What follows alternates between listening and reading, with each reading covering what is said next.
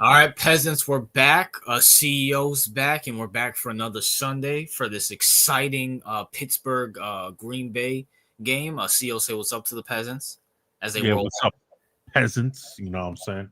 Yeah, Uh, y'all should be happy that I'm back. Y'all have to deal with Brandon. oh, well, Jordan French, not peasants. Hello, what's up? Happy Sunday. I hope I had a good day at work, and I'm watching the game right now. Shout out to Jordan Francis, bro. Also, part of the Unks. You feel me? Yeah, shout out to Jordan. You know what I'm saying? Coming in clutch with your Chiefs. Did the Chiefs play today, or are they on a bye? Yeah, I think they're on the bye. Yeah, I don't see them. I don't see them. But CEO got a lot of talk about. The NBA season just rolled in. MLB World Series is going on. You know what I'm saying? We got to talk a little about the Yankees because I have a theory, Oh, CEO, I'm so of the pissed. Yankees and how they can win. But let's start off with some football. The Chargers beat the Vikings 37-10. CEO, this is the same Viking team that Rozier thinks is going to go to the NFC Championship game. Your thoughts? They're fucking cooked. Like Carson Wentz has reverted back to Carson Wentz. Carson Wentz, right? And the Vikings are cooked, bro. Like JJ McCarthy, I mean, I guess he's still injured. By the way, he's only on year number 2, and he's already like hitting borderline injury prone status. And Yeah. like, bro got injured his first year. Okay, fine. It was a fluke accident, things like that happened. Now he got injured again this year. And the short time we saw him, he looked like absolute dog shit. Horrible. Like I mean, the Vikings are cooked. Like at this point, like I'm not saying Sam Darnold is anything good, but at the same time, I mean he's probably better than what they have right now. And What is he injured with? I don't know. Like I think he hurt his something lower body injury. Oh, But like he's been out for what, like 3-4 weeks now? I mean, it's 5 weeks. it's been a while. Yeah, it's been a while. Like this dude. So I mean, goddamn, it feels like he's out for the season. Um, like this might be just like white Anthony Richardson or something. But I mean, listen, the Chargers, yeah. I mean, listen, bro. I mean, I'm glad y'all got the win, even though these bitch ass Lions changed from the Vikings to the Broncos. But either way, Vikings are trash. Hey, yo, Najee, we see you in the comments section. Yeah, where's our apology, bro? Where's our fucking apology, bro? That you ain't coming back. All right, they suck. They suck dick. I mean, look, like Justin Herbert and the Jim Harbaugh offense have been struggling all year long. Put up 37 points on your big Brian Flores, a genius, defensive genius. Yeah, how did that work? 37 points hung. And first of all, I just want to say this: no one believed in the Chargers. The Chargers are so chokers. I just want to get that out there. But this is how bad the Vikings are. And the simple fact we're talking about this because Rozier keeps trolling us about the Vikings going to the NFC Championship game because they went to the NFC Championship game back in 2017. I don't know what the fuck the correlation is, but that's the peasants that we have to deal with. And that's why we're giving this game even remotely fucking attention. So it's what it is. The Jets CEO are finally have their win. Beat the Bengals, your arch rival, 39-38. CEO, your thoughts? This is hilarious. I mean, like leave it to, and I'm listen. I didn't watch the game, obviously, right?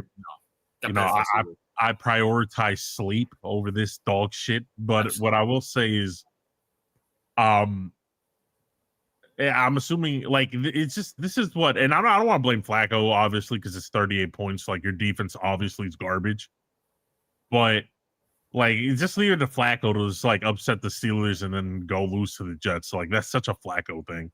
Like the Jets get congratulations, whoop-de-doo. I mean, you still probably have the first overall pick, so I guess congratulations. I mean, bro, you beat the Bengals without Joe Burrow. Is that anything to be fucking excited about? Like, come on.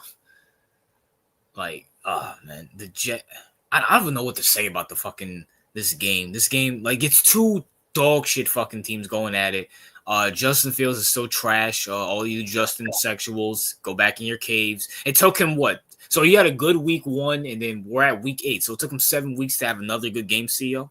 Yeah, listen, I mean, he's a backup quarterback. After this year, the whole league will value him as such. and we can finally put that argument away. And by the way, and for the Bengals, they've been out ever since Joe Burrow got injured again. You know, he's another guy who's going down the Andrew Luck path. But yeah, is what it is. The Eagles beat the Giants 38-20. No one shot that the Eagles won, but there you go. R.I.P. Cam Scatterboo's career. Giants, can y'all stop drafting? Can we get rid of the Giants? You guys ruined. This is what Malik Neighbors now fucking Cam Scatterboo's like, damn. Whoa, what happened to Cam Scatterboo? He broke his fucking. You didn't see that? No, I didn't see it. Why? I mean, he broke his ankle. His ankle was looking to the left. Are you kidding me? I'm not even joking. Bro, how cursed is this franchise? Wasn't even in fucking MetLife either.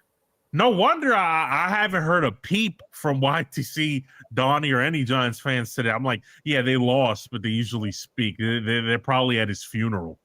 Like, yeah, like if you get a chance, you could look it up yourself right now. But bro, are you kidding? So you're telling me their potential, because he's not a star yet, obviously, but their potential promising young running back that looked like he was going to possibly be their future star running back has now gone out for the season in one of the worst ways possible.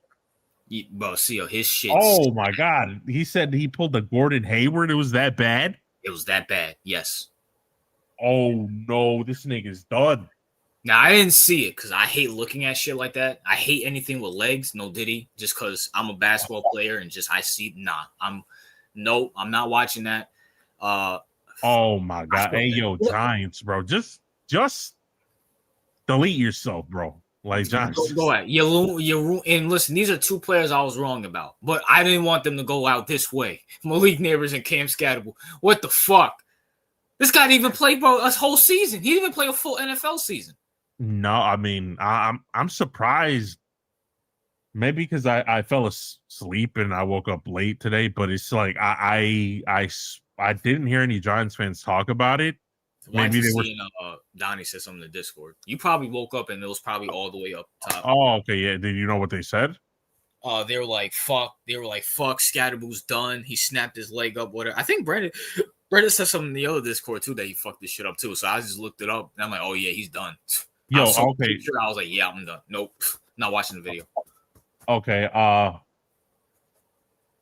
Someone said a hip drop tackle. Oh, if that's the case, say goodbye to that. But did they fucking ban that shit? Did they? Yeah, I thought they banned the hip drop. Remember everybody was bitching about it? Oh, well, honestly, if they did ban it, RJ, I mean, I guess it didn't matter if they did because, now, was it intentional or unintentional? That's two different things because it could just be like they tackled him from behind and it was like it is what it is. Nah, but listen, hope Cam recovers, but let's be honest, when you're running back, bro, he's a physical running back too. He's a physical running back. He's not I mean, I guess to his advantage, he was never fast to begin with. So, but you know what? I mean, that's horrible. I actually feel bad for Dart because it's like you lost Neighbors. Yep. Now you lost what I assume is his best friend on the team. Yep. And now you're stuck with dog shit receivers, dog shit running backs. Tyrone Tracy's dog shit. Dog shit coaching. Offensive line. I'm sorry, but it's just I don't know what to say. If I'm a Giants fan, I'm really considering just you gotta know when to call it quits, bro. Because this is just that's why I hopped off Titanic 2 years ago, CEO. I'm looking better every single year with this. I bet a lot of Giants fans were like, see now we got our quarterback and our running back and our receiver, and look how this shit ended up. This is bad. I mean, you know what? At least I'll say this: it wasn't at MetLife that he snapped his shit up. Because if it was, it would have been a way bigger story, in my opinion. Because people would have been really Giants fans would have probably stormed MetLife with pitchforks and shit because No, they Like, wouldn't. They're fucking pussy, CEO. They're yeah, bitches. they are pussies though. They And ain't gonna do I shit. forgot they're Jersey fans. Yeah, yeah, it's all jerseys. A bunch of spongies running around and fucking Brandon's running around. They ain't gonna do shit. They're just gonna complain and then fucking buy the next tickets. But as it goes for this, Eagles, you did your job. It's looking like they got the train back in track. CEO, I feel like the Eagles every year they go through like, oh, there's drama, and then like they'll win again. Then they just go on a fucking win streak. I swear. Yeah, it's fucking corny. Is what it is. The Texans with an upsetting victory over the 49ers. CEO, your thoughts? I could give two shits about this game, but shout out to the Texans for giving the Unks giving the Unks one less win to deal with in terms of the YN. So shout out to the Texans. Even though it's fuck Houston sports, we're about to get to that, but I hate Houston now with a passion. But it's fuck Houston sports. Fuck Why do you Houston. hate Houston? What I miss? Oh, I hate Astro fans. But Yeah. well, we're gonna get to them when we talk about baseball. But I fuck Houston sports. I'm glad you're poverty. But anyway, for 49ers are injured, so who cares about that game? CJ, you're still a bust. I'm still looking like. See, you remember all the hate I got for that video saying we should probably chill out on CJ? And I was someone that said CJ was the best quarterback coming out that draft, which I'm still technically right on that. But I mean, Bryce Young and Anthony Richardson not really saying much. But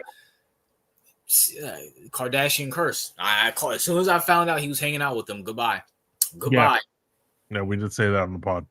Yep. And Seal, speaking of that, you return with your Ravens from a 30-16 win. I don't know if this is shocking because you beat the Bears, but you didn't. I mean, you had Huntley out there, so.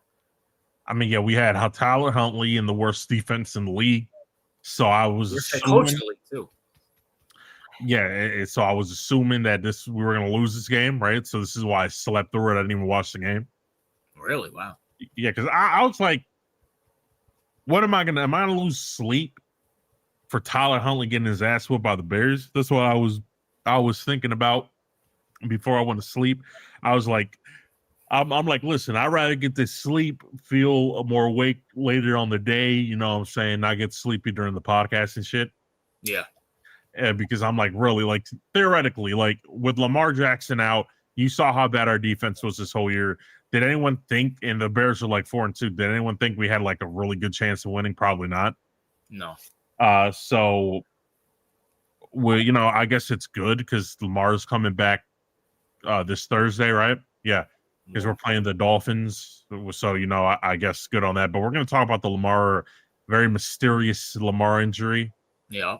Later on. But all I got to say is, shout out to Snoop. You own the Bears. He's 2-0 against the Bears. So you beat them 2 years or 3 years ago. Now you beat them again. So good, congrats on you. The Bears, bro. Caleb Williams is looking like a fucking bust. I'll say that. Draft class is looking like a bust. No, yeah. I mean, listen. But like with the how much hype that what's his name? Caleb Williams came into the draft, RJ, with so much hype, like sure thing. He's looking like cheeks. Let's just be honest. I agree. I was a Caleb Williams supporter. Now I will say this: he's with the Bears, so that really doesn't fucking help. No, I agree with you, but it's like he has weapons galore. Like Roma Doomsday is looking like a legit receiver. He was last year. I'll say that. Yeah, well, DJ Moore is legit. We know that. Yeah. You have tight ends. You got Loveland. You drafted Loveland. You got Komet. They got a lot of weapons out there. They drafted Luther Burden, who played well for them earlier in the year. Like, they have weapons. So my only thing is, you have weapons. Your offensive line's not great, but he had time this game. I saw it like the highlights after I woke up, of course, because I was shocked they won. But looking at the highlights, it looked like he had time in the pocket. Like the dude just looks, and I mean, you have what's his name as your head coach, Ben Johnson. Yep. And he made it work with the likes of fucking Jared Goff, who's we all know what Jared Goff is at the end of the day.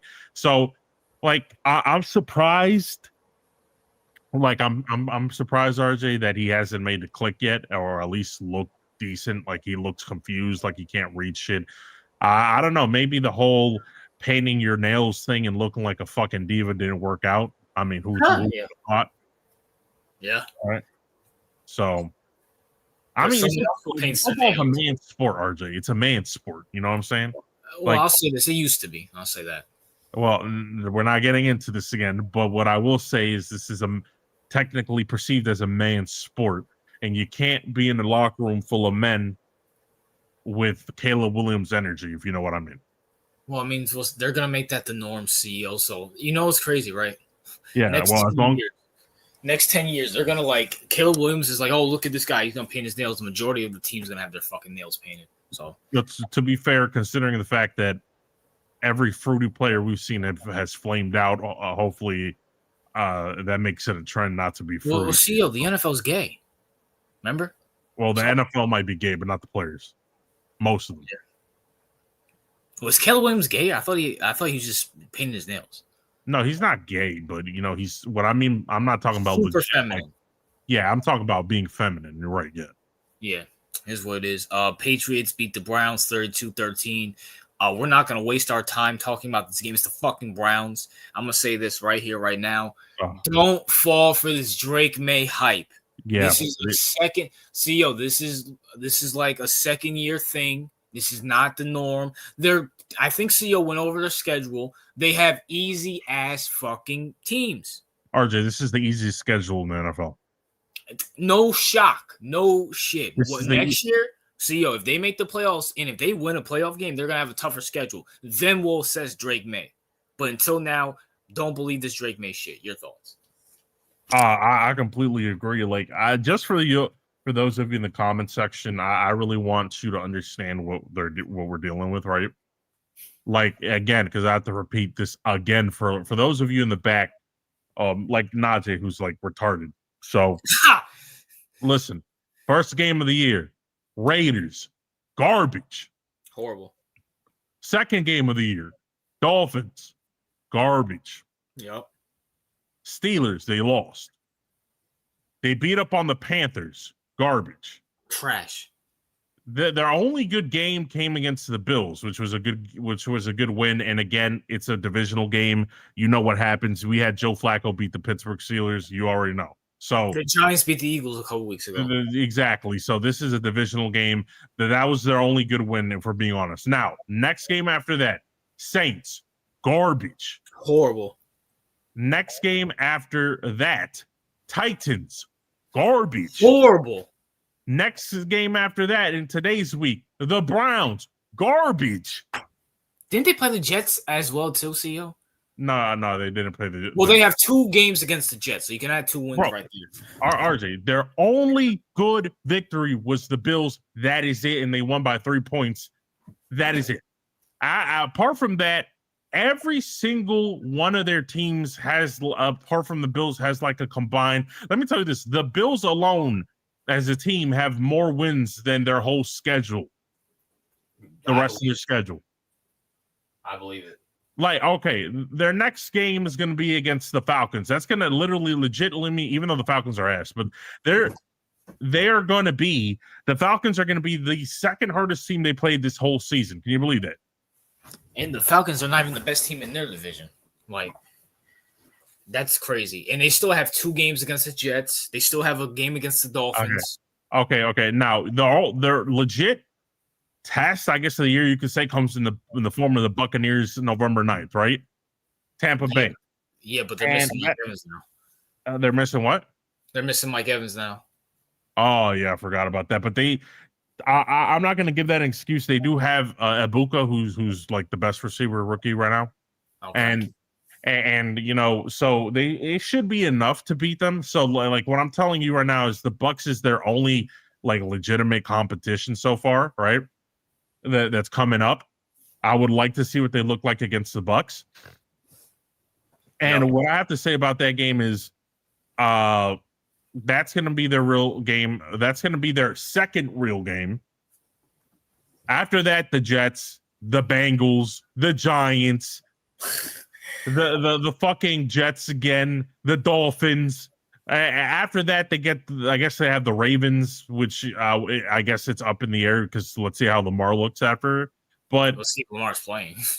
and who? Let me see who else after the. That's about it. That's like their only. And the Bills again. Let me tell you, in the rematch, the Bills are beating them. So you already know that's gonna happen. Wait, is that the last game of the season?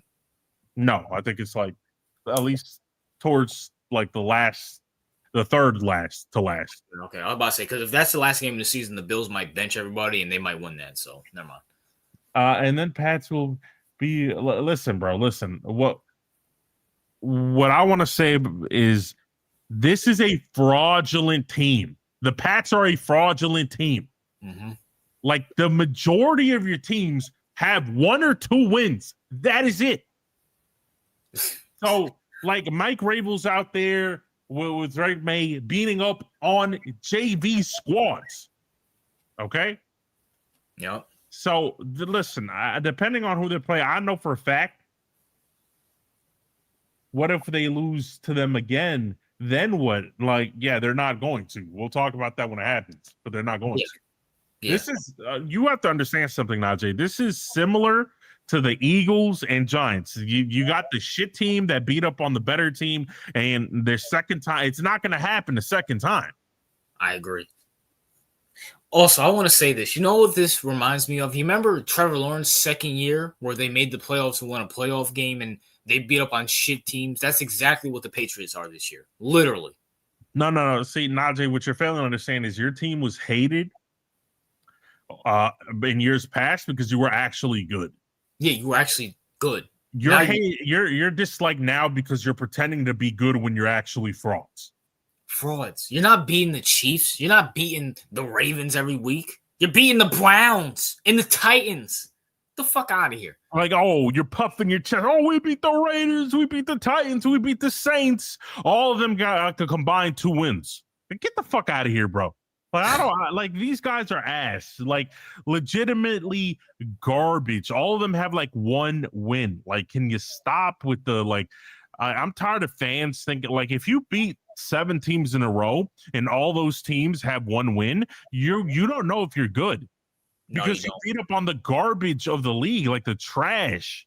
Like, nah, get the fuck out of Yeah, here. you guys are when you guys are in the wild card and you play the Chiefs, we're gonna know what's up. You're going to get your ass whooped. If you play the Bills in the playoffs, if you play the Ravens in the playoffs, hell, if you play the Chargers, and we don't even like the Chargers. I hate the Chargers. You guys are going to fucking lose. Is that simple? No. Shout out to TLP for, giving Tyler Huntley his due. You know what I'm saying? Saying congratulating Baltimore. Caleb is trash right now. I mean, Caleb, I'm going to be honest, Caleb, we talked about this earlier, but Caleb he looks like a bust so far. Yeah. I mean, it is what it is. It must have to be a Bears thing. Because, like, fuck. I mean, Justin Fields, Mitch Fields, it's like, damn. Well, to be fair, with the Mitch pick, everyone hated that. That was like their Daniel Jones pick. Like, It was like one of the things where everybody was like, why did you skip over Deshaun Watson to get this garbage quarterback, right? So I remember that vividly. Now with Justin Fields, people were more hyped about that because he ran really, really fast and all that shit. But apart from that, like the Caleb Williams one was where people were like, okay, this is a generational, you can't hit talent. This is the guy. Everyone in our position would have picked Caleb Williams. And to their credit, that's probably true. Yep. So I can't even fault them for picking Caleb Williams. I know, listen, I'm not saying Ryan Poles is a good GM because, he's probably ass and all that. But what I do want to say about, like, Ryan Poles is that, like, it doesn't matter what GM you had there. I guarantee you that they would have picked up Caleb Williams. So this is more so of, like, what the fuck is going on with the Bears? Like, what the fuck? Like, Caleb, I mean, I don't think it's his talent. I think it's his intangibles or lack thereof. Like the whole fruity, effeminate bullshit didn't work out for him. Obviously, like you can't be a leader of men being Mr. Effeminate. Like, you can't do that. Yeah, I agree. So I mean, it is what it is, but that's how irrelevant the Patriots are. We're talking about the Bears, who are another irrelevant team. So it is what it is. Bills beat the Panthers 40-9. We're not even gonna waste our time with that. They should do that. The Falcons destroyed not the Falcons. The Dolphins destroyed the Falcons 34-10. Now I heard Michael Penix is going. I think Kirk Cousins started this game, CEO. If I'm not, Let me double check. I'm about to check right now for you. All right. Yes, Kirk Cousins came back 21 for 31, CEO. Completion percentage 67, 73 yards. QBR of 86, CEO, and got destroyed by the fucking Falcons. The Dolphins. Well, listen, if my boy Penix was in there, that shit wouldn't have happened. You know what I'm saying?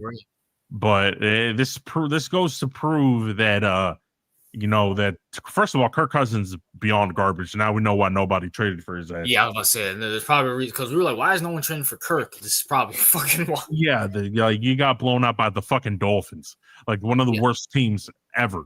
So. Like, yeah, you know what, Falcons, bro? I hopefully Penix isn't out for more than this week, because if not, RJ, if Penix is out for next week, they play, guess who? The Patriots. Oh, that might be GG's in the chat.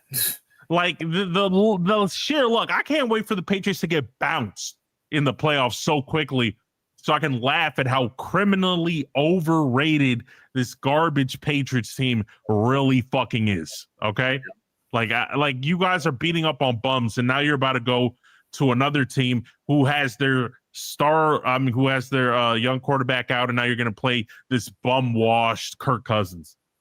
Yeah, that's a fact. That's yeah, it is what it is. But Dolphins, you guys are still trash. There's nothing to make of this. Falcons, GG's in the chat. Kurt, your career is over. You could even fucking beat the Dolphins at home. Yo, your career is fucking over. Call it quits, bro. Go with your family. The Bucks beat the Saints. We're not even gonna waste time talking about that. The Broncos blow out the Cowboys 44-24. I don't even know what to say about this. Like, Cowboys, can y'all just go away?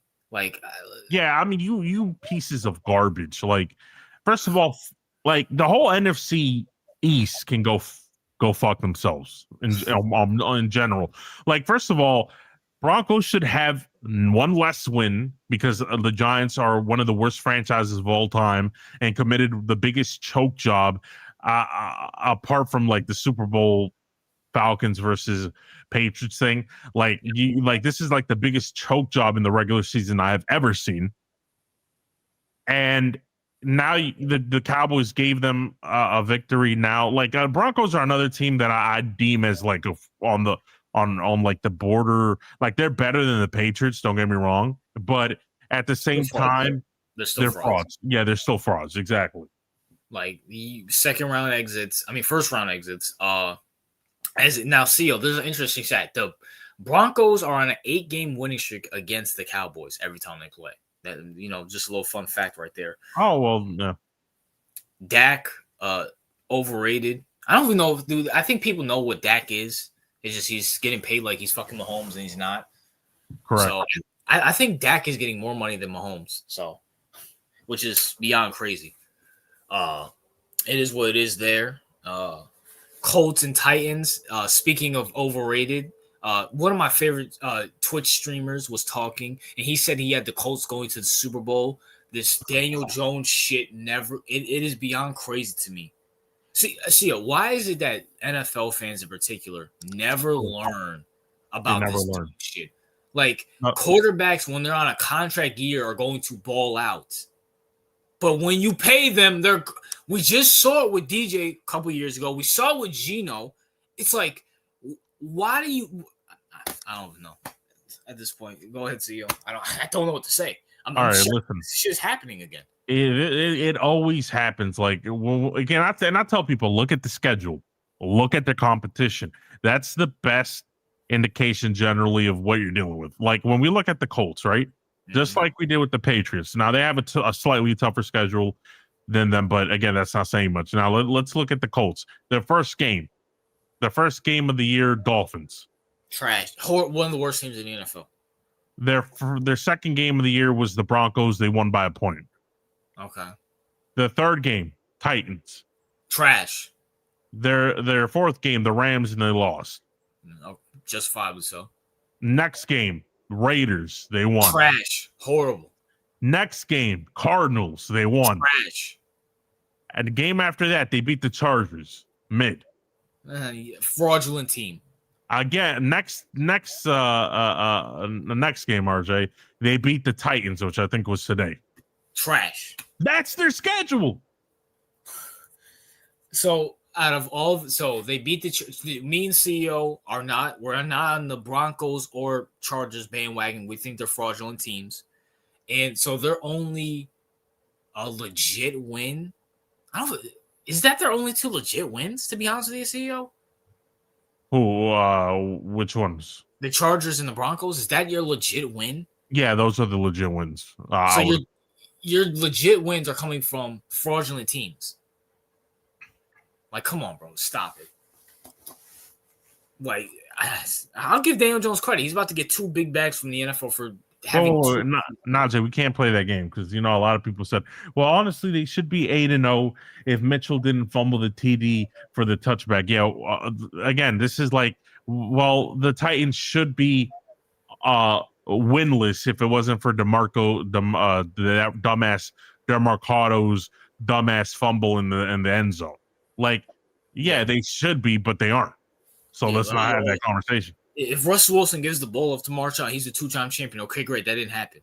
Right? Like, so, it is what it is there. And then currently right now, the Packers scored a touchdown. It's 16-14, CEO. As it just updated the score. And by the way, I'm rooting for the Colts for a couple reasons. One, because they're on Team Unk and we're getting a shit ton of wins off of them. And second of all, I want nothing more than Daniel Jones to get paid again and keep the fucking Broncos Colts irrelevant in the AFC forever. Like, I'm more than happy with that. I just want to let you know, Brandon's gonna give you hell if they fucking make a deep playoff run. I just want to let you know. Listen, bro, Brandon can say whatever he wants. I seen Case Keenum make a deep playoff run. All right, I don't want to hear it. Blake Bortles as well too. And Blake Bortles, that's right.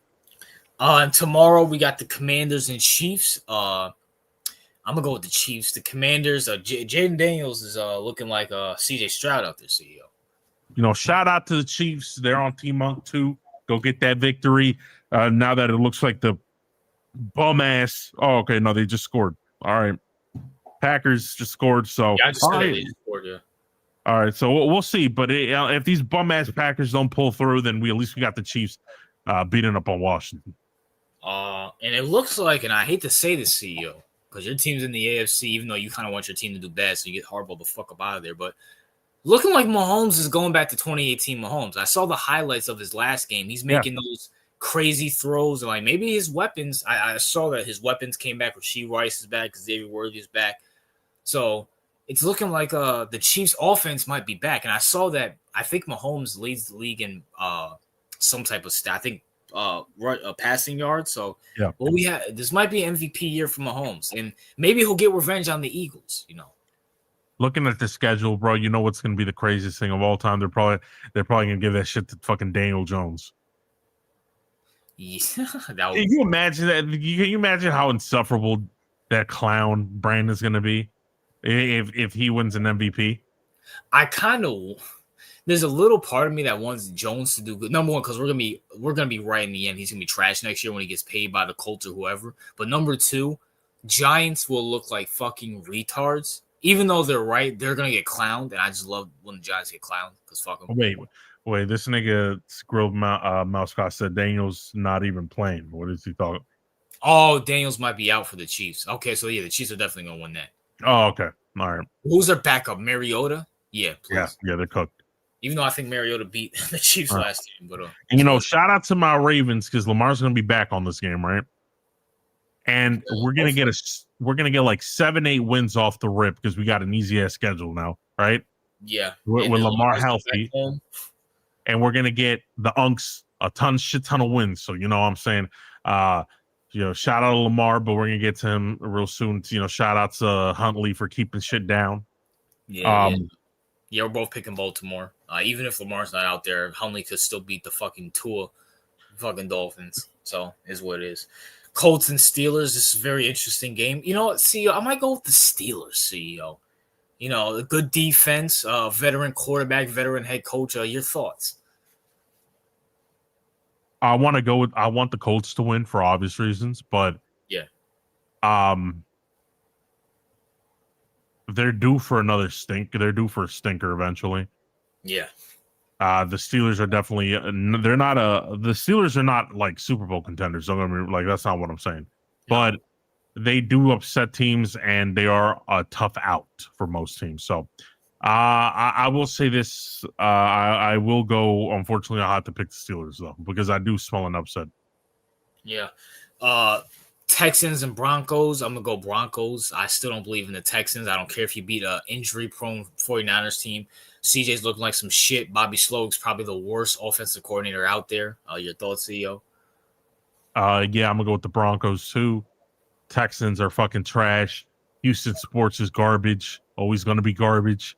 And as for Najee, bro, don't lose week 10 to you. I'm trying to... You really think that a Lamar Jackson led team is going to lose against Carson Wentz from the Vikings, bro? Shut the fuck up.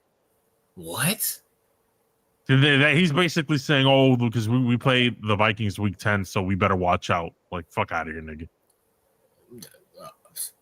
I think CEO will be more scared to play the Patriots than fucking Vikings. Like, you're not giving him donkey of the day? Yeah, that is good donkey of the day. You're right. CEO's return. On top of that, RG said, because JJ will start. Yeah, you might as well give him double donkey today. That dumb shit. That's your reason why, nigga? Oh, yo, this is crazy.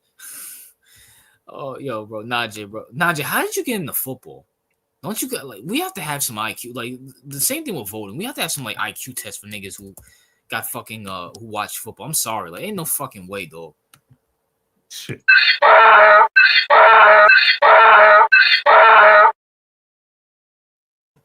JJ starting.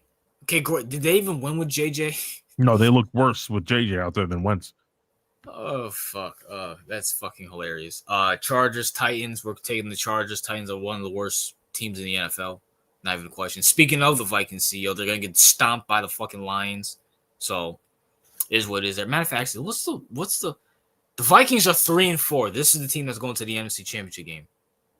Well, they're about to be 3-5 after they fucking lose to the Vikings. Nazi, I hope you know that the Ravens started 1-5, and at the end of the year, they're gonna have a better record than the Vikings. I think they currently do right now. No, they're one game behind. Oh. Wait, can you believe that? We're only one game behind the Vikings and we started off 1-5. That's fucking crazy. But that's the team that's going to the NFC Championship game. And that's the team that was supposed to get Aaron Rodgers as well, too. 49ers, Giants. I might go Giants on this one, CEO, especially with the 49ers being very injury-riddled. Well, with the loss of Cam Scatterbo, I feel like that's a fact. I forgot about that. They're going to be completely demoralized. I'm going to the Niners. This game is garbage. The 49ers are cooked. Kyle Shanahan should be fired. Giants, I mean, it is what is there. Packers and Panthers, I'm going to go Packers, especially if they lose this game. I'm going to go Packers. Panthers are trash.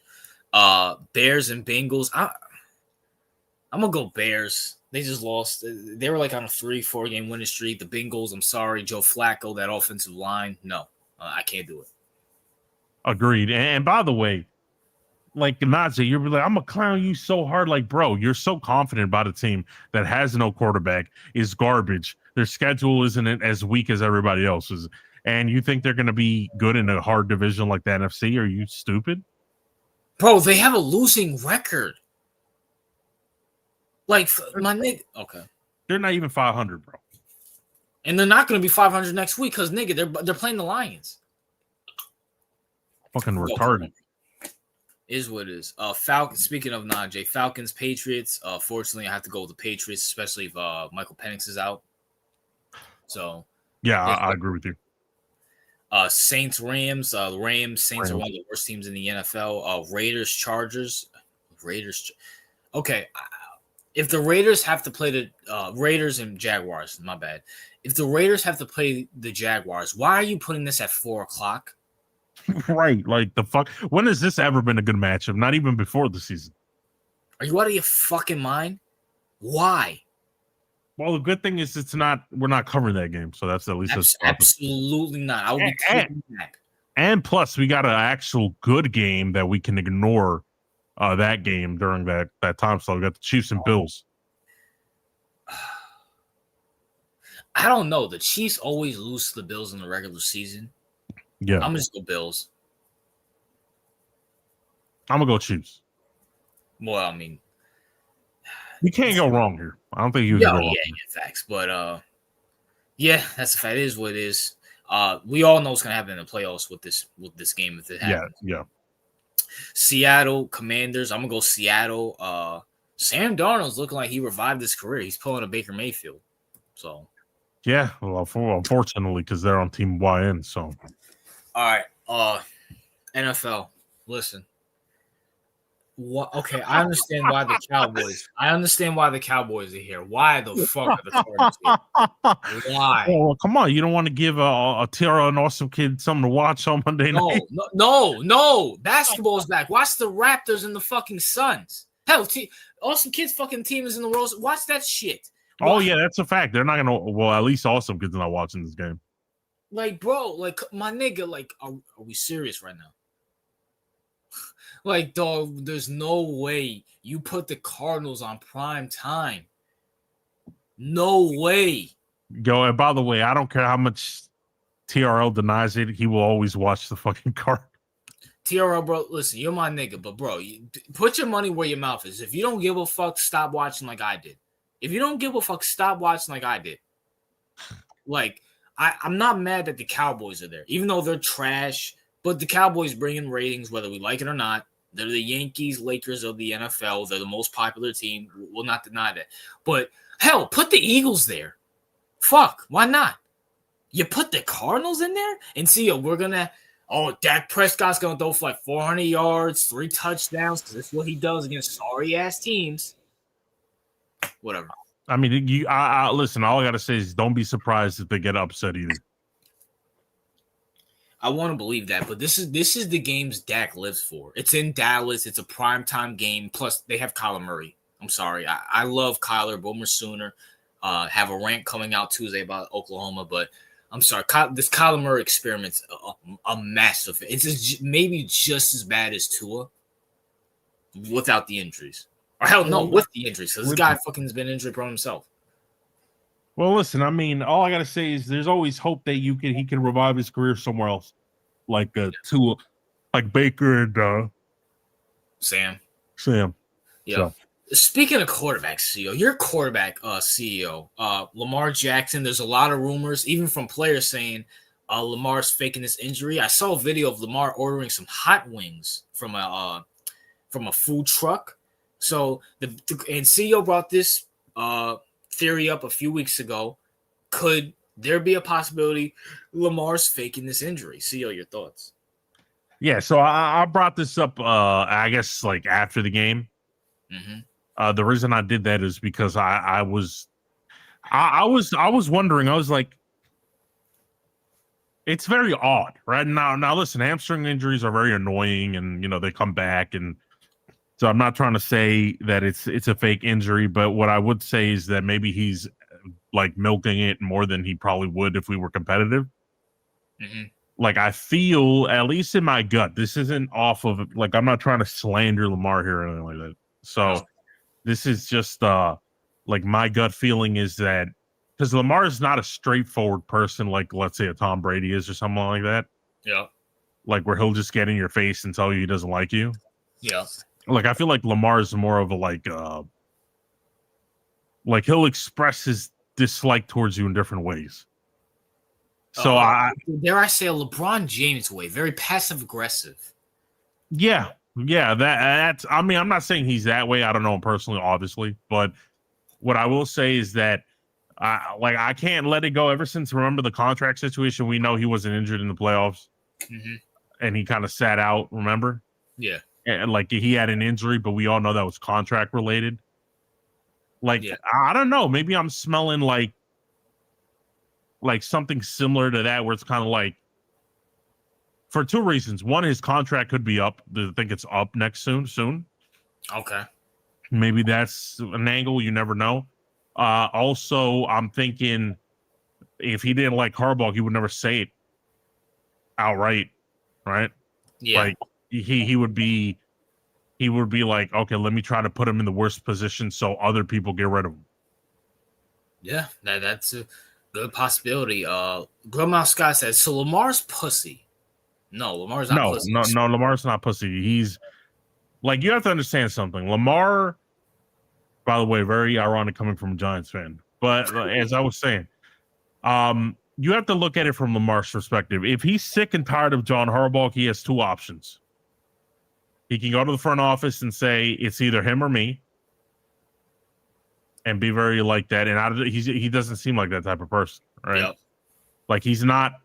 I'm not saying he's not confrontational. He is on the field and all that shit. But what I'm saying is he's not the type that will outright disrespect his coach publicly. So I feel like his way, when Lamar is discontent about whether it's his money or whether it's something else, I feel like he'll be like, okay, I'm just going to withdraw my services. Like that's his way to show discontent. And listen, when it's about his money, I'm all for it. Mm-hmm. Because these asshole billionaire owners make all this money hand and fist, so I have no sympathy for them. So I always tell players to go get their money. You know, go get your money. You're the one playing the game, so I have no problem with him holding out when he wanted to get his money. So I'm never indicting him on that. I think most of us, if we were in that same position and we were as talented as Lamar, we would hold our services if they don't fucking pay us. I will say this too. This is very smart by Lamar if this is true, because if it got out that Lamar said get rid of Harbaugh, now I'm assuming Harbaugh is way more closer to the owners and the GM than Lamar is because he's been there for over a decade. If this gets out to the media, Lamar fucking gets shit on the media already. Can you imagine if he tries to pull weight? Oh, he's going to get fucking hammered. So this is a better way. This is a way better way than handling it. So that wouldn't matter, but this is a way better way. Yeah, RJ, actually, that's a good point. I didn't think about it from that perspective because, like, the way he would get, like, he got trashed during his contract negotiations. Yeah. And by the way, apologize, Lamar. I was wrong. You deserve every fucking penny carrying that sorry ass fucking coaching staff and that sorry ass fucking team. I'm sorry. No, yeah. And by the way, like, y'all know how valuable Lamar is. Just look at how bad our team is, right? So, for those of you, like, Lamar's literally carrying this whole team, and he has been for fucking years. People always said, look how loaded, look how many Pro Bowlers you have, look how many this. I'm like, okay, yeah, a lot of those Pro Bowlers, at least on the offensive side, came because Lamar was there. Now, we know, like, the front office can't be retarded. They know Lamar is worth more than Harbaugh. So, either he's like, listen, bro, you better pay me, because he's underpaid right now. I'm just being honest. Lamar's underpaid right now. So either this is Lamar's way of saying you got to give me more fucking money to tolerate this nonsense. Yeah.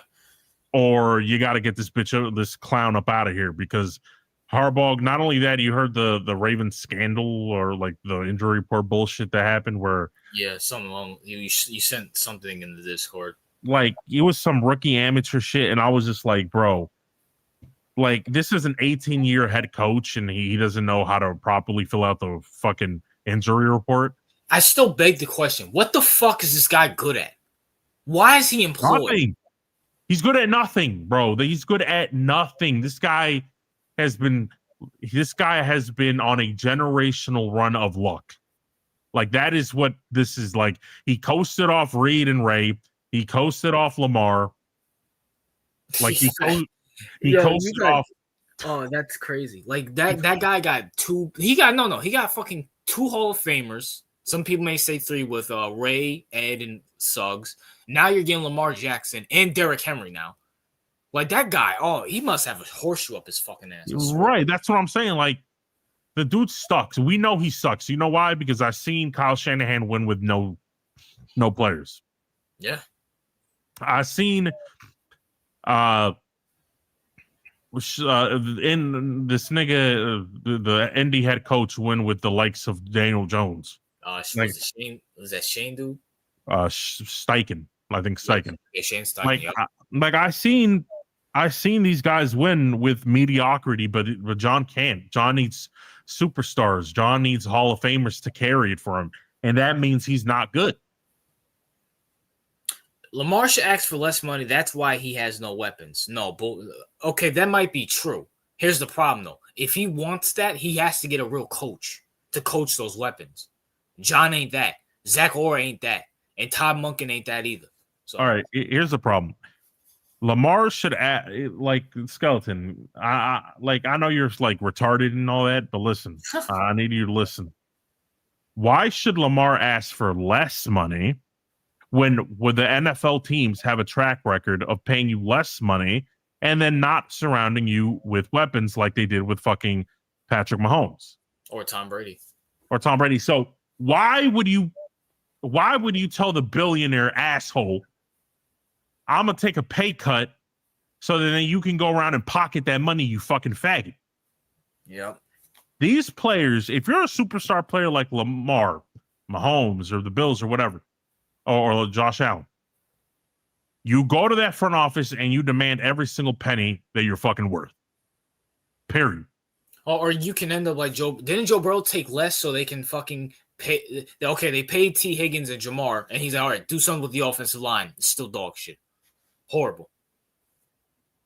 Like, no, but Skeleton, the problem isn't weapons, bro. Like, Lamar puts up 30 to 40 points a game. Yeah, it's not weapons. It's just coaching. It's coaching. Look, when Lamar's out, we average 30 plus points a game, right? When he's in, we average 30 plus points a game, right, RJ? Yeah. Great fucking numbers. When he's out, we average, guess how many points a game? How many? Give me a number. 15. 6. Wow. I was almost 10 points off. That's fun. 6. Oh, time out. You're saying Jalen Hurts. I'm sorry. First of all your weapons were drafted. Devontae Smith, all of them. And second of all, the Eagles are – I'll give the Eagles this. They'll pay their players. But that's a rare scenario. That's a rare team that does that. Not only that, I mean, Howard Roseman's a good GM. Yeah. And, like, Eric DeCosta is looking like a fraud. So – yeah, he's a clown. So, like, we looked at his draft class, his fucking ass. We looked at everything, the roster construction. He neglected the offensive line. He neglected the defensive front in favor for secondary that's been getting cooked all year. So I'm sorry. Ever since Ozzie and Ray retired, like, this team has been a fucking joke. It's been carrying Lamar's back, I swear. Like, Lamar is all like, y'all see, this is what a lot of people don't understand with Lamar. It's like, we were a joke. Like, you're right. Ever since Ozzie and Ray just left, like, this team has been fucking a clown show. And the reason it's been like, the Ravens are this, like, have you ever seen this, like these Asian women that have like 50 pounds of makeup and then when they take it off, they're like looking like a dude? Yep. Like, that's what the Ravens are, bro. And Lamar's the fucking 50 pounds of makeup. Yeah. Speaking of 50 pounds, Master J, NFL product is good, RJ. What's going on? What's going on? Yeah, because I heard, I listened to some of the podcasts from last week, and you and that chubby Puerto Rican were out here slandering the NFL product. As it should be. It was fucking garbage. Well, it was like the Falcons and Niners in the fucking Sunday night. The fuck out of here. Listen, the chat likes the NFL, right? And I represent the people except for Najee because he's retarded. Okay, whoa, time out, CEO. Look who's in the chat. You have Master J, you have Rozier, you have Skeleton, you have Spongy. Yeah, bro, we got random editor and Jordan right here. Okay, cool. That's fine. That's 2 out of, like, the majority of people. You got fucking Apex Jack. It's like two bright spots and no, Kaiju. Mike. Like, okay, listen, I'll say this. Like, I've been enjoying the baseball playoffs way more than football right now. Absolutely. But I don't know if that's tied to me wanting awesome kids to, like, lose in a spectacular fashion. Mm-hmm. But what I will say is that baseball is very playoff baseball, not regular season baseball. But playoff baseball is very fun if you get into it. Absolutely, 100%. I love very fucking fun. Very fun. Games. Unfortunately, no. Well, we're gonna get into the fucking Yankees soon. But listen, You calling your boy Kaiju stupid? No, I'm just saying, like, bro, he has horrible taste. The product is bad. Well, what's the score on this Packers Steelers game? 14-19. End of the third quarter. It's heading in the fourth. Like, come on, 14-19 in a league where it's all offense. So, well, go ahead. I will say this. So, like, people complain about like not being defensive, but when we got low scoring games, people bitch about that. So I like, I don't think that's defense. I think this the offense is bad. I think the offense. No, no. But you have to understand the defense is like the strategy defensively, because now you took away like the fucking career ending hits and shit like that. Now the defense has to be a lot smarter. You feel me? Like, I don't think that's it. I just think the offenses. See, I have a video about this, but I just think the offenses are just bad. They don't. I think people underestimate preseason, because preseason is where you get all what you want to do. Now, I don't want to ruin my video, but all I'm gonna say is this: I'm not doing that shit. Nobody's watching 82 games. We're not disagreeing with that. Yeah, we're gonna talk about that. Yeah. Oh, so yeah. And by the way, the NBA is like, I understand people. The NBA is not a superior product. Okay, it is the NBA is a mid product as well, and the reason it's a mid product is I just got off seeing Okay. Shy SGA, this bum, do one of the worst flop jobs I've ever seen in my fucking life, and these clown refs keep giving it to him when it's so egregious. Okay. Like, well, this is the perfect segue to the NBA CEO. You know, Little Nig, aka Playoff Shades, in the comments. You know he's gonna come at you, CEO, for No, but like the NBA, all the NBA has to do is take away that element, right? Because it's so egregious. Like one of these days, one of these niggas is gonna pop off on Shy and just knock him out. Like, well, I'll say this, CEO. Well, other than the Shea thing, the NBA has been cooking. There's been a lot of good games, a lot of overtime games. Now that could just be rust. And CEO, I'm not gonna lie, CEO. Guess who's not playing in the NBA right now? And we're probably gonna get to why he's not playing in a couple minutes. This is the LeBron James no NBA, and it's looking good. I'm just saying. No, I've been told people, especially dumbass YNs, that think LeBron is God or something. I've been told them that. For me, LeBron retired in 2020. Okay. After the bubble championship, he retired in my head. Like, legitimately, I felt like this whole half of this century has been LeBron free. Like, that's what I'm not sure if anybody else has picked up on that, but it's kind of like the NBA has not been LeBron centric since like 2020. Yeah. We've been focusing like on all our conversations.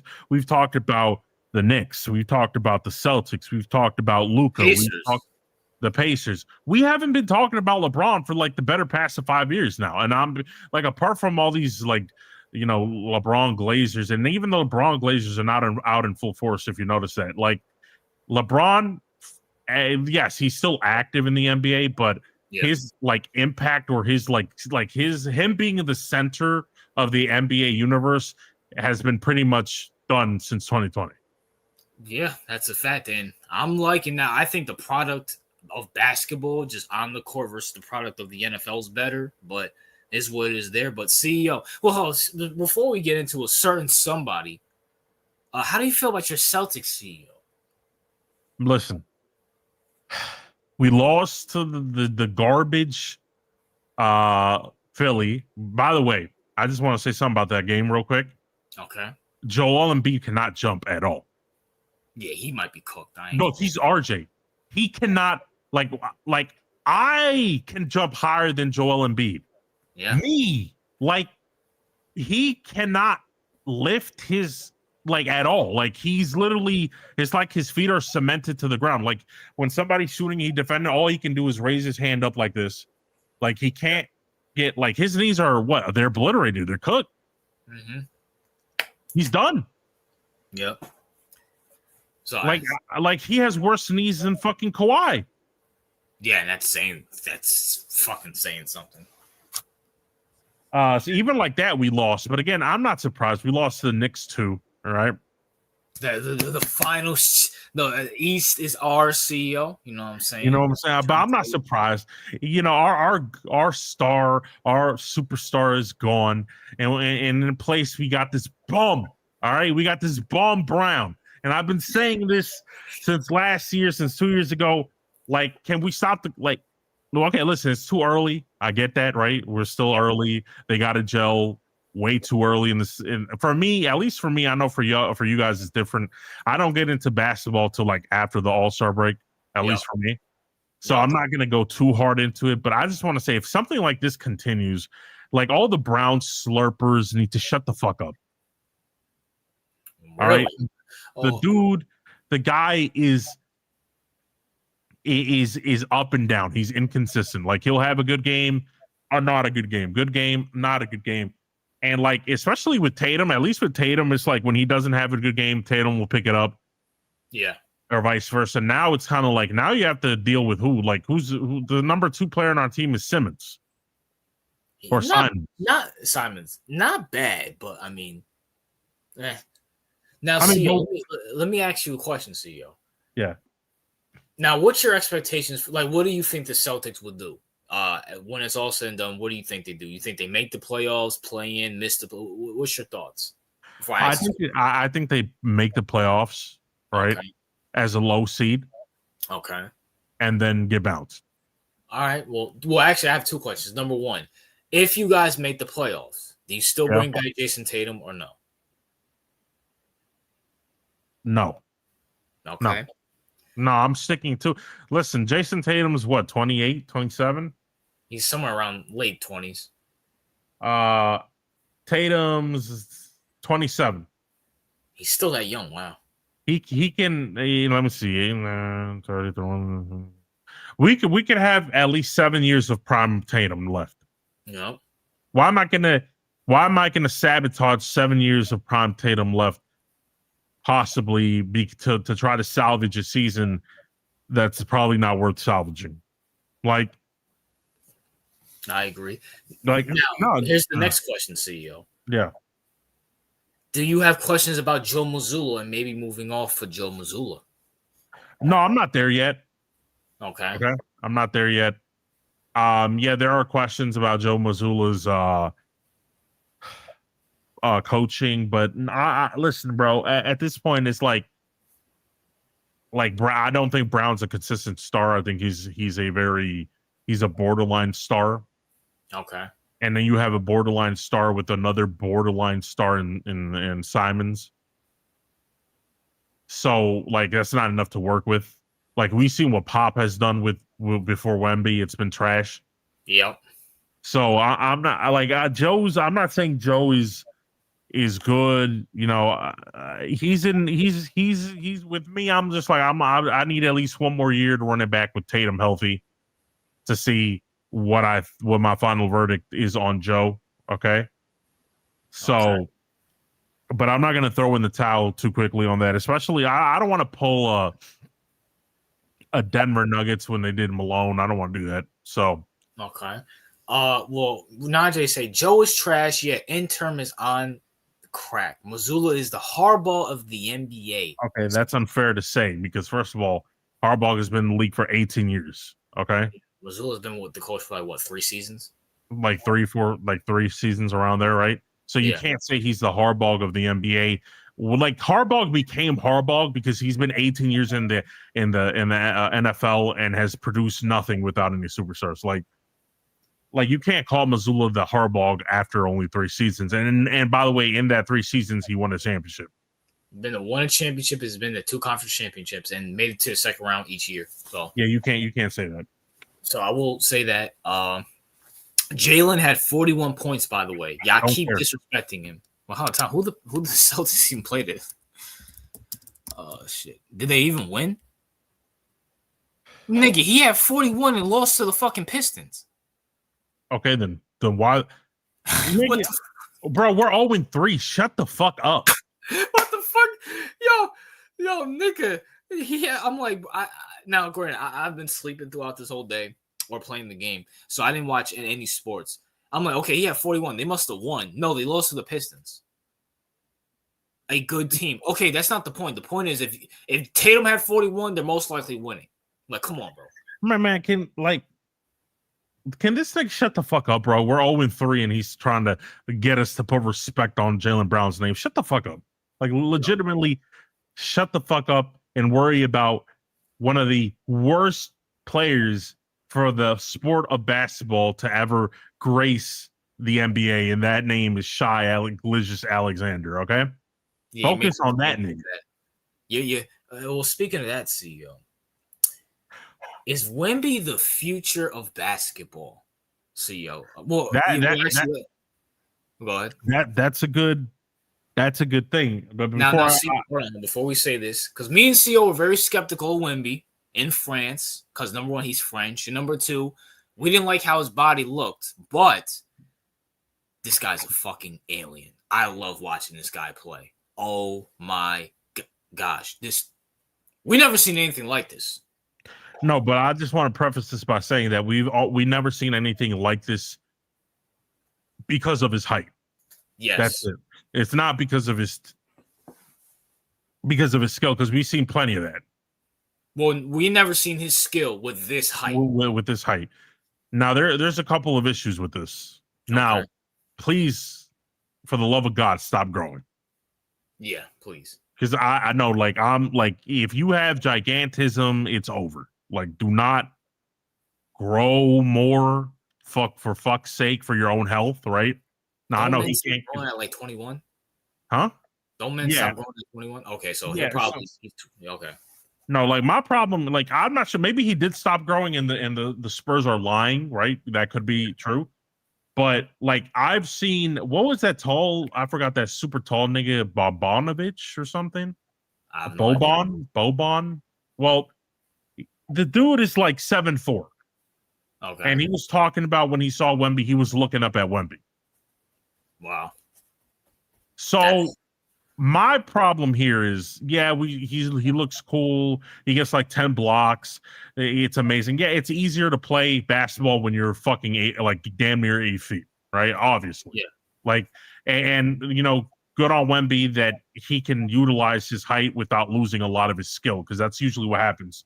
The bigger you are, the less skillful you become, because it's harder to control your limbs and so forth. So with Wemby, that doesn't seem to be the case. Mm-hmm. So I love, like, watching him play is great. I think that he looks like fucking Slenderman out there playing. Yeah. Like, the dude looks like an alien, like you just said. He just looks like he's not from the planet. So I definitely want to see more of that. But my problem here is more towards, like, I hope that the Spurs just lied and just said that he was either originally said he was shorter than he was, or he was taller than he was, or whatever. Because what I don't want to happen is a case where this nigga doesn't stop growing, because then that's gonna become an issue.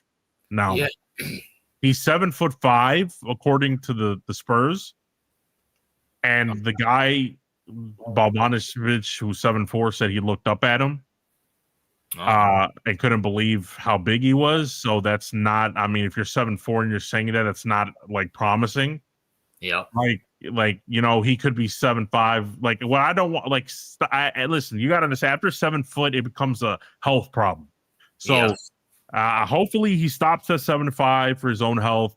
Again, look at the blood clots. He's a healthy person. He's not fat. He's not out of shape. He got those blood clots because he's just too big. Yeah, that's a fact. Nigga yapping about height, says Lil Nig. Shy, are you? Yo, this nigga's so retarded, bro. I mean, he's 18, CEO, so.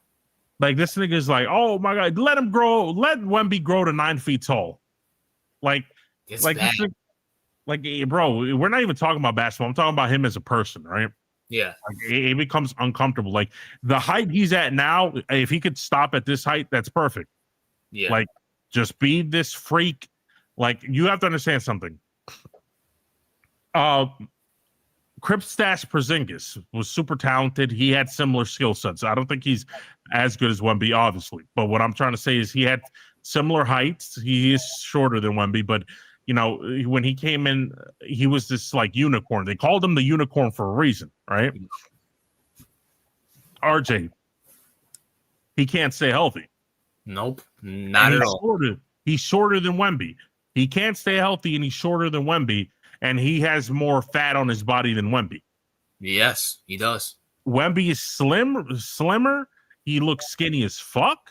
Yeah, and again, he's a young man. I don't know how long it's going to take for him to grow into such a long frame, but we have to see how that develops. And again, I don't want him injured because, again, like you said, watching him play basketball is fucking fantastic, right? Yeah. So what I don't want to happen is that we already seen the blood clots. I don't want some freak injury because he's so big. Like, I hope he can stay healthy, because if he can stay healthy, like, this is probably the best player in the NBA.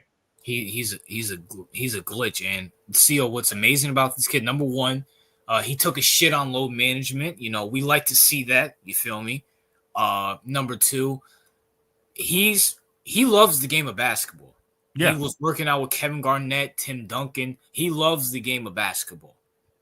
And just we need more of that in sports. Just you play the game because you love it. You feel me? Of course you need your money, but you just love the game. No, he loves the game. He's literally born to play the game. Literally. Like literally. He's not like, you know, he looks like a very educated man, not like like, oh, I like my hose and my fucking bourbon and my fucking whiskey and shit, my weed and shit, right? Like Anthony Edwards.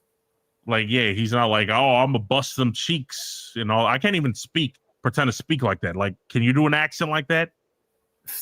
Like, bitch ass nigga, where's my money? Like you know, the stereotypical black man, right? He doesn't sound like that. He sounds educated. I like that. I want more black faces in the NBA that speak and represent people from that race a lot better. Well, unfortunately, they're not going to be American. So, I mean, it doesn't even matter at this point, right? Like, Americans are not going to do that for us. So, might as well, right? And Wemby, I like him. He's a good kid. I like what I'm seeing from him. I hope he stays healthy, because honestly, it'd be great to see. Especially, we have, like, I'm gonna be honest. Like I said earlier, the NBA doesn't need LeBron. No, they don't. Also, good thing he went to the Spurs, a good organization. Because if he would have went to like some bullshit team like the Bulls, he might be cooked. I ain't gonna lie. Bro, CEO, you're not black, dude. You're Spanish. Messenger, aren't you Spanish too, nigga? Okay, first of all, I'm not Spanish because I'm not from Spain. You fucking idiot. Second of all, the reason I said I want more, first of all, it doesn't matter. I don't have to be black. The reason I said I want better representation is because the better representation, I don't know if you understand this, but if like the more, like, once black people get better representation, all minorities get better representation, like, in general. I hope you know that. So I'm just saying, I don't like seeing the John Morant. Like, I like seeing a guy who's educated, plays basketball, loves the sport. I don't want to see John Morant, who was raised in a middle class or upper class household, pretending to be a hood nigga. Well, I mean, do you count Tatum as black? Because he's kind of like, you know, hey, you know, I just want to play ball. I take care of my kid and stuff like that. But that's what I like. Don't you want to see that? If you're like, that's what I want to see out of my players. I don't want to see fake hood niggas like fucking John Morant and like I'm fucking corn stars on the side like Zion Williamson, or I'm trying to get my baby mama aborted like fucking Anthony Edwards. Yeah. And speaking of that, CEO, unfortunately, the NBA gambling scandal, Chauncey Billups and I think Terry Rozier have been arrested by the FBI for throwing games, for betting on themselves or betting against themselves. CEO, your thoughts?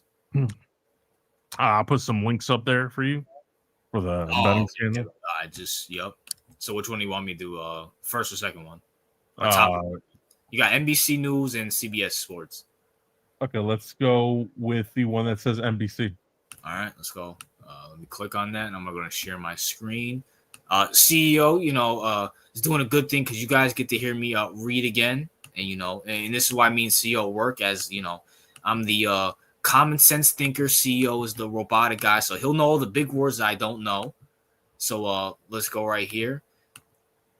NBA commissioner said, Can you get this fucking ad out of here?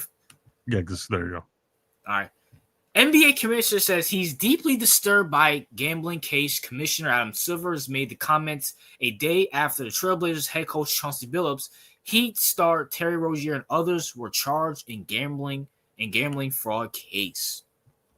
NBA Commissioner Adam Silver said Friday that he was deeply concerned about allegations of criminal gambling fraud that resulted in all right, here we go.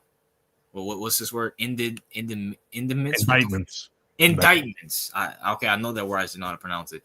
Indictments of Portland Trailblazers head coach Chauncey Billups and Miami Heat star Terry Rozier a day earlier. This is Adam Silver talking. There's nothing more important to the league and its fans than the integrity of the competition, Silver said in a halftime interview during Friday's Boston Celtics and New York Knicks game. And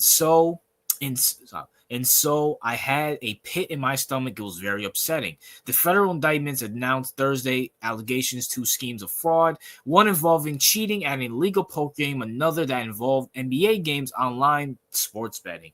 In the alleged NBA fraud, Rozier and 5 others were accused of exploiting confidential information about players and teams so that others could make bets, which FBI Director Kash Pantel likened to insider trading.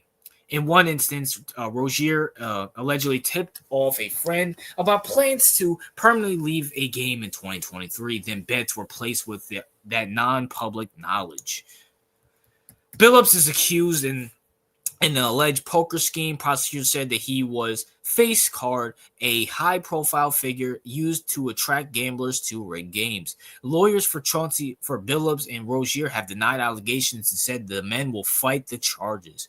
The indictments may have cast a spotlight on online sports betting, which is now legal in many states. Although those sportsbooks have been accused of no wrongdoing, and U.S. Attorney Joseph Nicolo Jr. said the sportsbooks were victims, Rozier had previously been subject of betting investigations by the league in 2023.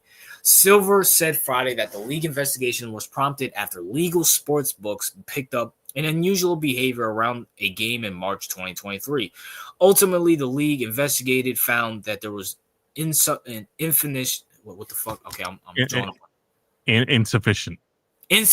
evidence to move forward, Silver says. While there was that an apparent abrasional. Did I pronounce that right? Right. Yeah. Abrasional betting where frankly couldn't find anything, Silver said. Terry at the time corroborated he gave the league office his phone. He sat down for an interview. Silver said the NBA has been cooperating with law enforcement. The federal government has subpoenaed. What the fuck?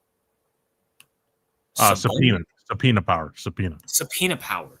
It can threaten to put people in jail. It can do all kinds of things that the league can't. A league office can't do. So we've been working with them since. This nigga Silver's a fucking op. In all you don't want me to read this last paragraph? Oh yeah, go. Yeah, read the last one. In all, 34 people were indicted in 2 cases. The poker game case led to 31 indictments, and 6 were indicated. In the NBA betting case, 3 charges in the NBA case are also charged in the poker case from NBC. All right. So for those of you who are still wondering, this is basically a big betting scandal that's been caught up with people like Terry Rozier, Chauncey Billups. Basically, they've been working with the mafia. Was it, I believe, the mafia or the mob or something like that? They called it Costa Nostra. That's the mafia. So I'm assuming that's what they're referring to. So it was basically like this big or semi-big scandal where they tricked people and basically gave them false hope to win shit that they were never going to win. Okay. So that's what's going on. And, Adam Silver, I want y'all to understand. So Adam Silver, the Jew, all right, in a high place. And I want to remind you, the same man who have opened the floodgates to the league to help people in the betting industry like Miriam Adelson, another Jew, all right? That's all them, right? the Mavericks owner, who's building a big ass casino down there in Texas, or a big, that's what there was a lot of speculations that's what she got rid of. Fucking. Was it Texas or Vegas? No, she was threatening to move the team to Vegas so she can build her casino. Okay, so either way, it still has something to do with betting. Right, listen. I hate this fake outrage. I hate the whole, oh my God, how dare these, like, let's just be honest, like these run-of-the-mill. Okay, I want y'all to understand something real quick before we go into the big overarching problem here. This is what makes me sick. What Chauncey Billups, Terry Rozier, and the Mafia did was incorrect and wrong, and they should be charged for defrauding people. I have no problem with that. Okay, my issue here is that we have a bunch of disgusting hypocrites, disgusting people that have created this environment of degenerate gambling, have created this environment and have fostered an atmosphere of degeneracy, trying to tell us how bad they feel about a pit in their stomach because how could a mid-tier, C-tier athlete like Terry Rozier, who's probably broke, which is why he's doing this, and they're trying to make extra money, which again, what they're doing is incorrect. And I'm not advocating for criminal activity under any type of cover. But what I will say this is we have bigger criminals talking shit and trying to play the moral high ground to lesser criminals. This happens because Adam Silver, Roger Goodell, Manfred, and these commissioners have bent the knee to degenerate gambling operations like FanDuel, DraftKings, to ticket picks, or whatever the fuck that's called. All right. Prize Picks. There you go. A new one on the block, right? Yep. And not only is this degenerate money, because you have to understand something. You have legit, because they're getting prosecuted. Chauncey Billups, Terry Rozier, and these people are getting prosecuted for rigging games and making it like very hard or almost impossible for people to win the games that they're rigging. Motherfucker, that's literally what a casino does. Like, casinos are literally rigged. Yep. Betting is rigged. Yep. Vegas is rigged. Like, these things are not fair and honest and transparent. That's all bullshit. You have people like the Adam Silvers, and we're going to get to that dumbass Indian clown, Kash Patel, real quick. The FBI director who should not have that job because he's a fucking idiot. We're going to get to him in a minute, but what I do want to say is that betting is pervasive, RJ. I can't go anywhere without seeing a betting ad anymore. I can't. I'm watching something completely unrelated to sports, and I still get betting. Oh, not only, you have to understand something. It's not only betting in sports. Now you bet on fucking politics. Yeah. Yeah. Who wins this election? Bet on that. Who do you think is gonna? Do you think Kim Kardashian's gonna have a boy or girl? You can bet on that. Yeah. Can't you bet on the Super Bowl? Like, who is it gonna be, heads or tails or some shit like that? You can bet on almost anything, RJ. That is my point. Like, who's the betting favorite to head the halftime show? Or there's like apps where you can bet on all types of things and whatever. But the point is that these same people, the Adam Silvers, the fucking Roger Goodells, the ownership of these teams, like Miriam Adelson's a big cancer in this country, that old hag bitch who I hate, Miriam Adelson. These people have created a culture where they basically have turned our culture into nothing but degenerate gambling. Now, listen, you have to understand something. I don't gamble outside of like small bets, right? That's not betting. That's not No, gambling. that's not. I don't gamble at all. I don't. I don't have draft pick. I don't have. I don't play parlays. I don't have parlays. I don't have any of that. When people say, "Oh, they're positive 2,500 points or 200 points," I don't even know what the fuck they're talking about. Like, my dad used to be a huge gambler, so I know all like the spread and shit like that. RJ, I don't know what the spread is. I don't know what that is. Like, I've been trying to figure out what that is. I don't know what it is. So say like the Giants are like they're a +7 underdog, right? Yeah. So that means if the Giants lose, say like the Giants lose by 3, and you put a bet that they're a +7, you win money because they were projected to lose by either 7 points or more. +7. Oh. Say that they're a -7 favorite. That means if you put money on that, they have to win by more than 7 points. That's what that means. And listen, I'm not saying everyone listen, gambling's been around since the time of Jesus Christ, right? Yes. So it's not nothing new. But what I'm saying is that now it's legal. But what I'm saying is that okay, like we have there's a difference between betting sites existing and the NFL actively promoting it. Bro, just maybe 5-10 years ago, we didn't see the NFL. Hey, DraftKings, FanDuel. No, we didn't see that shit anywhere. No, it's like okay, and I get ESPN and Fox and all these clown corporate companies, they sell out. Okay, fine, but now you have like normal YouTubers talking about fan picks, draft picks, and all that shit. I'm just like, oh my god, like, why are you getting mad at? I can't even get mad at I'm mad at Chauncey Billups and Terry Rozier for like defrauding people, but I'm not like my anger doesn't like go straight to them. My anger goes to people who have allowed and fostered this environment. And not only that, it's just RJ, it's that it's so pervasive, and the fact that you have Kash Patel, one of the most incompetent FBI directors that have ever existed. Kash Patel, you are busy trying to bust up a C-level operation, because let me tell you something. This is a C-D-level operation. This isn't like none of the people involved in this operation, this scandal, RJ, are billionaires. None. These are people not even close to it.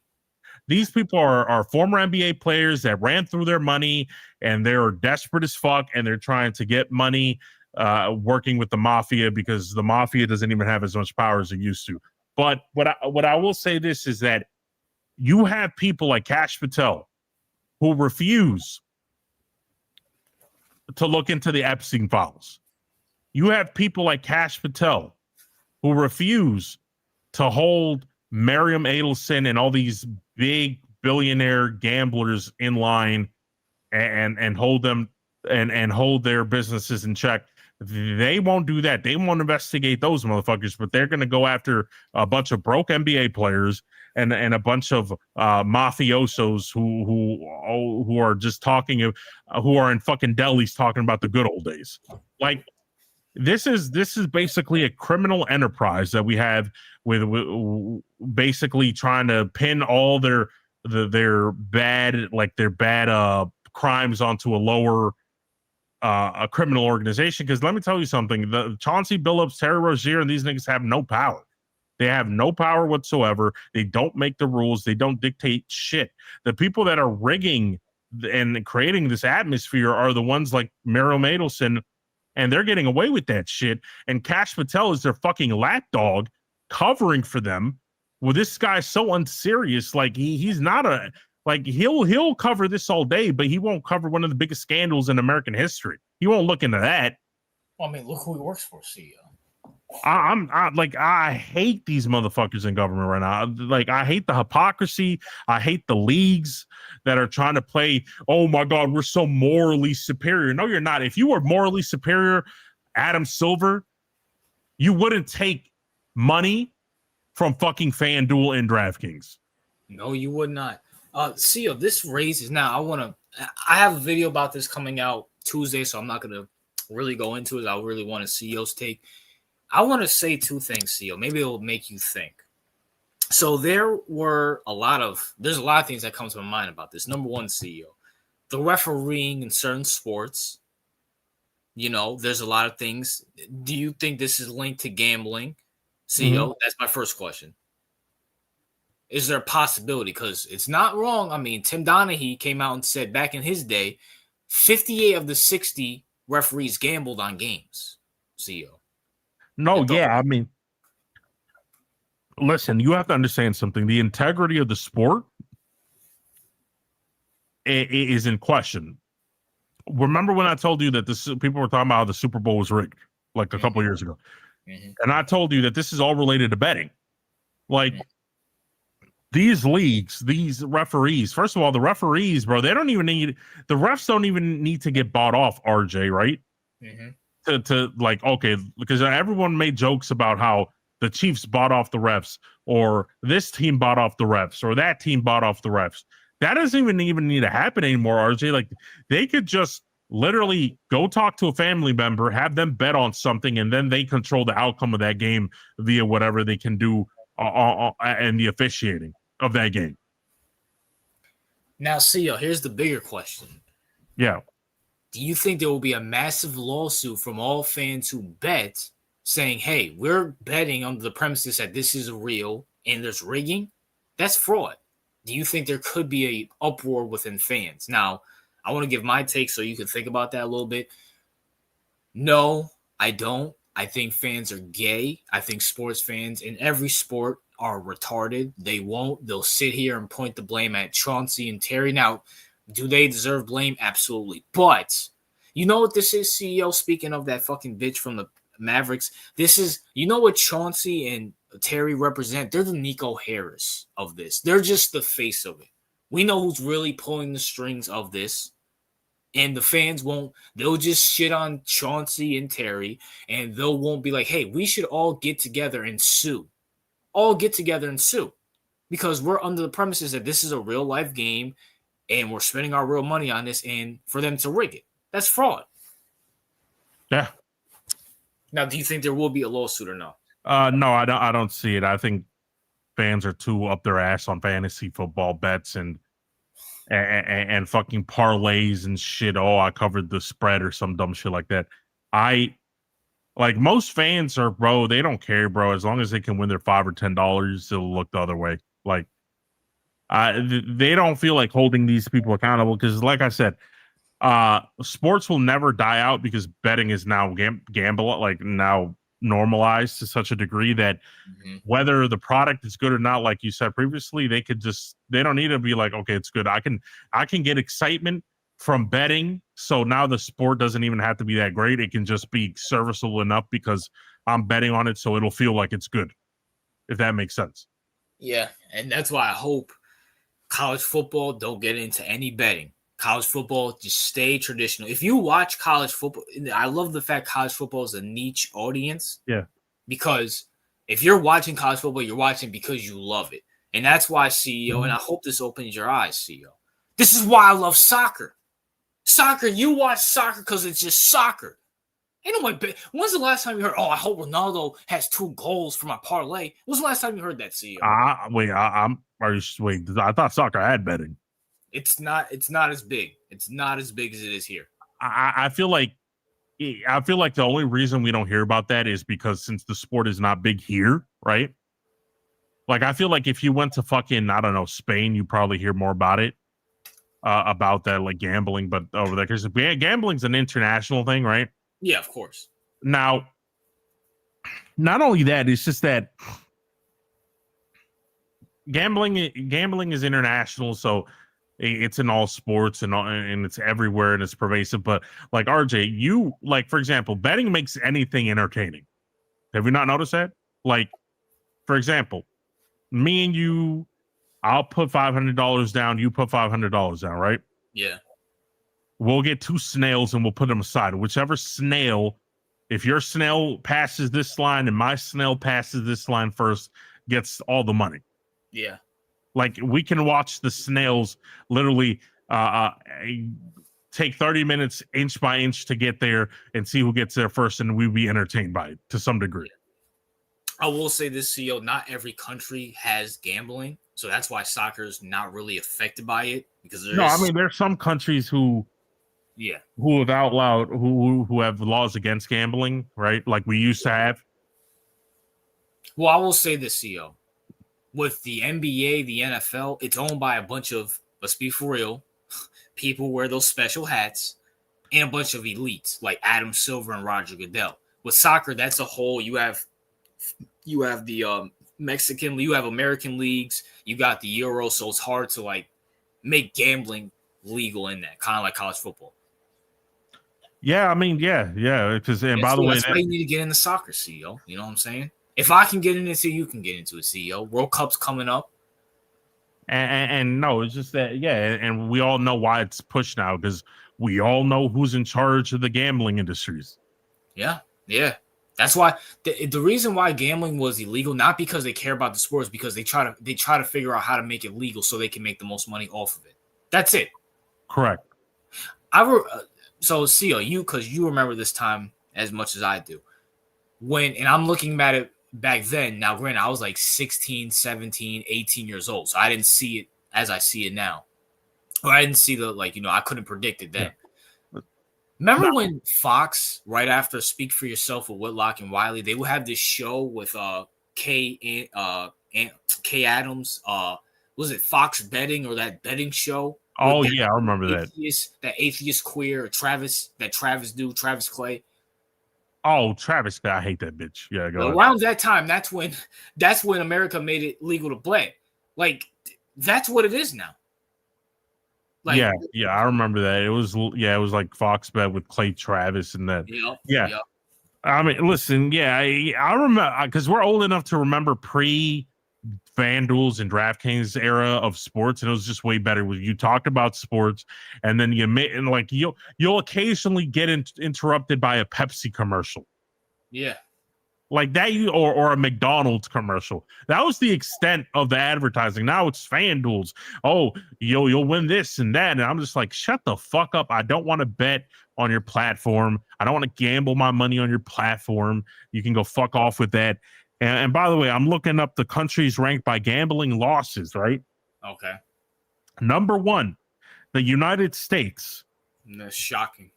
Loses $116.9 billion a year gambling.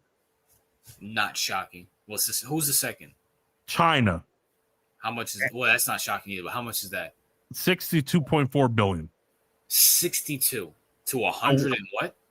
16. So we're almost double the amount of gambling losses that China has. And after China, you have Japan at 24, Italy at 19. Australia at 18, and at last of the list is Spain at 8.9 billion. But can you imagine that the United States is almost double the amount of losses in gambling than the runner-up China? Yeah. Two things. Number 1, Master J, you can bet on UFC. Just letting you know. That's probably some of the reason why UFC's kind of went downhill.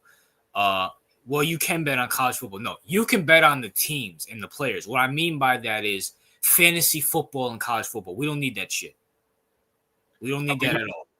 Y'all don't seem to understand how bad our gambling problem is, because a lot of you are like, okay, we have 116 billion losses in gambling per year, and China has 62 billion. But not only do we almost have double the amount of China, but our population size is 300 million. Yeah. China's population is 1 billion people. Yeah. And by the way, I bet all the China losses, and probably all those losses, came from American sports. Just saying. Like, I don't know. This is very concerning. People are going to bet on the World Cup in the future because it's held in the U.S. Soccer. Stay away from America. Please stay away from America. Not because I'm done with America. I've gotten into soccer. I drank the Kool-Aid. Stay the fuck away from America. Don't bring it near weirdos like Master J, Little Nick, and Rozier. Don't do that. Stay international. Ronaldo, Messi, whoever. Please stay the fuck away from America. We're fucked. And this is just the NBA. I can't imagine what the NFL and Major League Baseball looks like. Bro, China invented gambling. Did you know that? And, The ancient Chinese invented gambling, right? yeah. And we're beating them by almost twice the margin. Well, I mean, China invented TikTok, then pushed that on us. So listen, like I'm just so pissed because it's like, you know, and I hate to say this, and I know this is not totally sports related, but remember when we growing up, like we always heard about the terrorists abroad, right? Yeah. And then we always heard these like Muslim niggas say like America is the great Satan, right? Yeah. And then we always laughed about, oh, look at those terrorist clowns. They might have been right. Yeah. Like that's how fucked up it is. Like in 2001, somebody said that you would just dismiss them as some kind of like evil jihadist. Now it's like, yeah, that sounds about right. I mean, bro. I mean, growing up, I mean, America is a terrorist. I mean, come on, bro. And we support those too. So, no, I'm just so pissed at like how fucked up our society has gotten, and it's everywhere, especially with this gambling shit. And not only that, it's like if you're a normal person like me or you, and like if you're not part of the Merriam Adelson Club, or if you're not like, you can be bro. And you know what the funny thing is, like even people like Patrick Mahomes aren't part of that club. Like people like even Michael Jordan. No, and he's a billionaire, but he's not part of that club.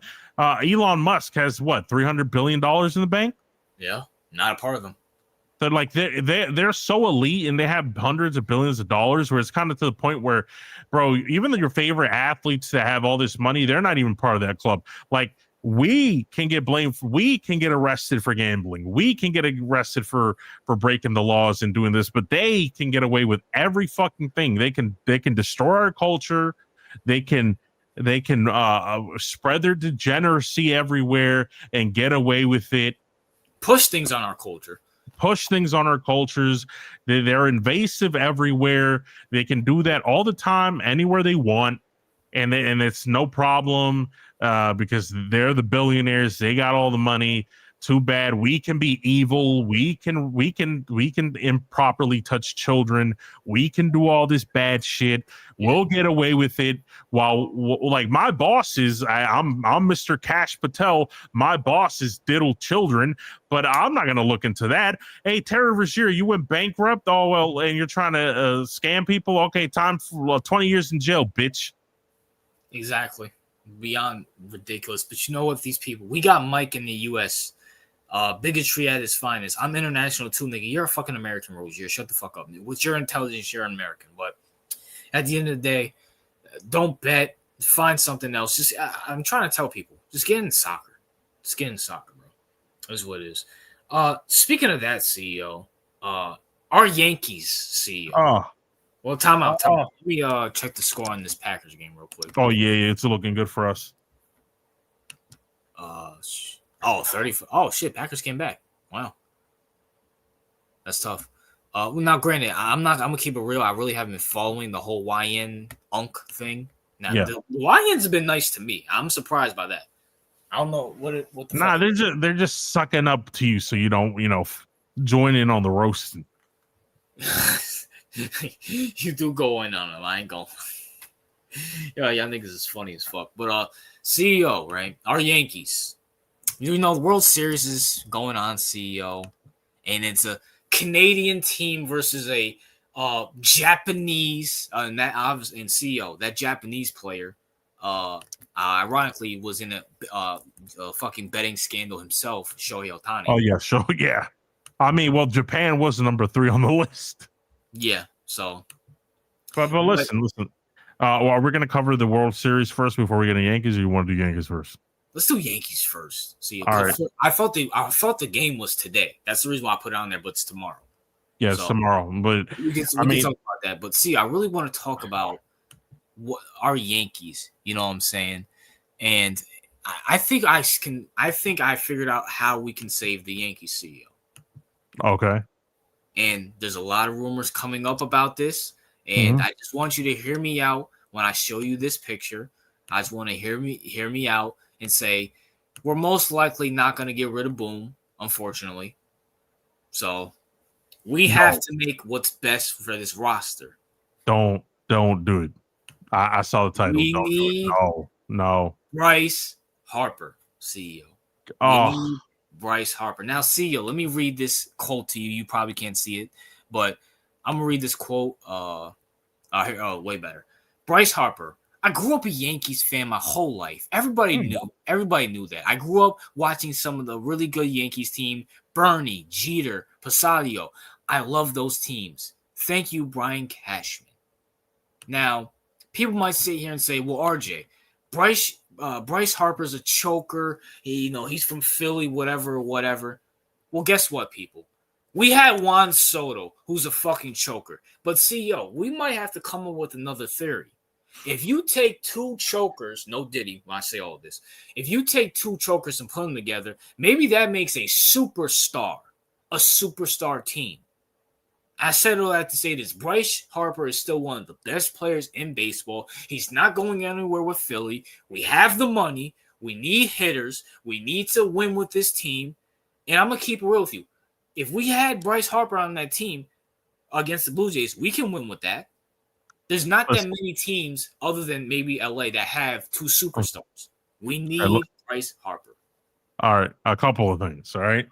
Go ahead. I heard that Bryce Harper was angry with the Phillies over the president. I think something Dabrowski, the president of the Phillies, basically said he was very good but wasn't elite anymore, and he took offense to that. Did you hear about that? Is that why you brought up Bryce Harper? No, I just heard about him going on the McAfee show talking about the Yankees, but it wouldn't shock me if that's happening. Okay, so basically Dabrowski, which is the president of the Phillies, they got into an argument. He got into not an argument with Bryce Harper, but he was basically telling the media that he liked Bryce Harper. Bryce Harper is very good, but he hasn't been elite. He isn't elite anymore, basically, is what he said. Mm-hmm. Bryce Harper listened to that, got really pissed, basically said he gave everything he could to Philly, basically... but he was really fucking pissed about that. So that's why I thought you brought it up, that because Bryce Harper may be could leave Philly because he's mad about shit like that. So, I mean, it wouldn't surprise me. Listen, bro, I'm not. Before we get into that, I just want to say that Boston pack was really good, tasted really good. So fuck you, Najee. Fucking Red Sox ain't shit. All right. Ain't shit. Y'all have nothing. Now, as for Bryce Harper, listen, our team is old as fuck. All right. We're not the fucking even though the Dodgers have some a good number of old players, they also have they have a good mix of younger players in there. Yep. And I just want to say that we had a chance to go get Yoshi Yamamoto. Yeah, the Japanese guy from the Dodgers, yeah. Who just threw back-to-back full games and basically shut down the fucking Toronto's historic batters. Yep. He could have been a Yankee, and we said no. Yep. I'm tired, and you know what? I listen. Do I mind bringing in Bryce Harper? No, why not? Like, if we're gonna stick with Boone's bitch ass, we might as well try something new, right? Yep. So I'm not opposed to it. The Bryce Harper and Aaron Judge to try to do something with that. Now, I want to say this because I've been watching the World Series. I've been watching the World Series very close. I don't know if RJ has. Yeah, I watched the first game. Toronto blew the doors off of the Dodgers game one. Blake Snell sold. Fuck that nigga. That nigga looks like Nick Wright. Did you not notice that nigga looks like Nick Wright? Oh, he's talking about the guy from the Dodgers. Yeah, I know you're talking about. Yeah, I'm like, God damn, like this nigga looks like Nick Wright. He might be one of those people, CEO. And his fucking nose. Yeah, might as well. I was like, is that Nick Wright? Pitcher for the Dodgers? I'm like, oh, hell no. But listen, the Dodgers won the second game because they had a pitcher named Yoshi Yamamoto, who's a fucking dog. Yep. He was up. He pitched in Japan. Their major, basically their version of the MLB. He pitched in the World Baseball Classic. Pitched in the Olympics. He's like 20. He just turned 27. He was 26 when he was coming to the U.S. and like 27 teams said no because they didn't want to give him $300 million because he never pitched in the MLB. And guess who took that risk? The Dodgers. And guess who's paying off now? The Dodgers. The Dodgers. And this is, RJ, I'm so angry with our organization, right? Because I have to say this. I'm not mad at the Dodgers, by the way, for those of you who I'm not like Najee, right? I'm not Najee, salty, dusty motherfucker over here, right? I appreciate the greatness because, RJ, you have to understand something. Right now, the Dodgers are the evil empire. Yes. They are the evil empire. But that was us. Yeah. We are the original evil empire. You have to understand something. We, the Yankees, are not only the biggest evil empire in baseball, the Yankees are the biggest evil empire in all of sports. Facts. Most popular team ever.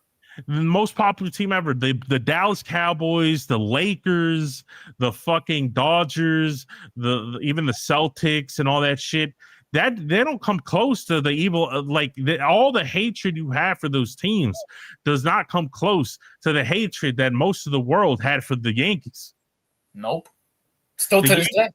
To this day, you have to understand, this is why I'm not angry at the Dodgers. I know this isn't part of the discussion, RJ, but have you heard people saying that the Dodgers are ruining baseball? The Dodgers are like, oh my God, the Dodgers are horrible for baseball. No, they're not.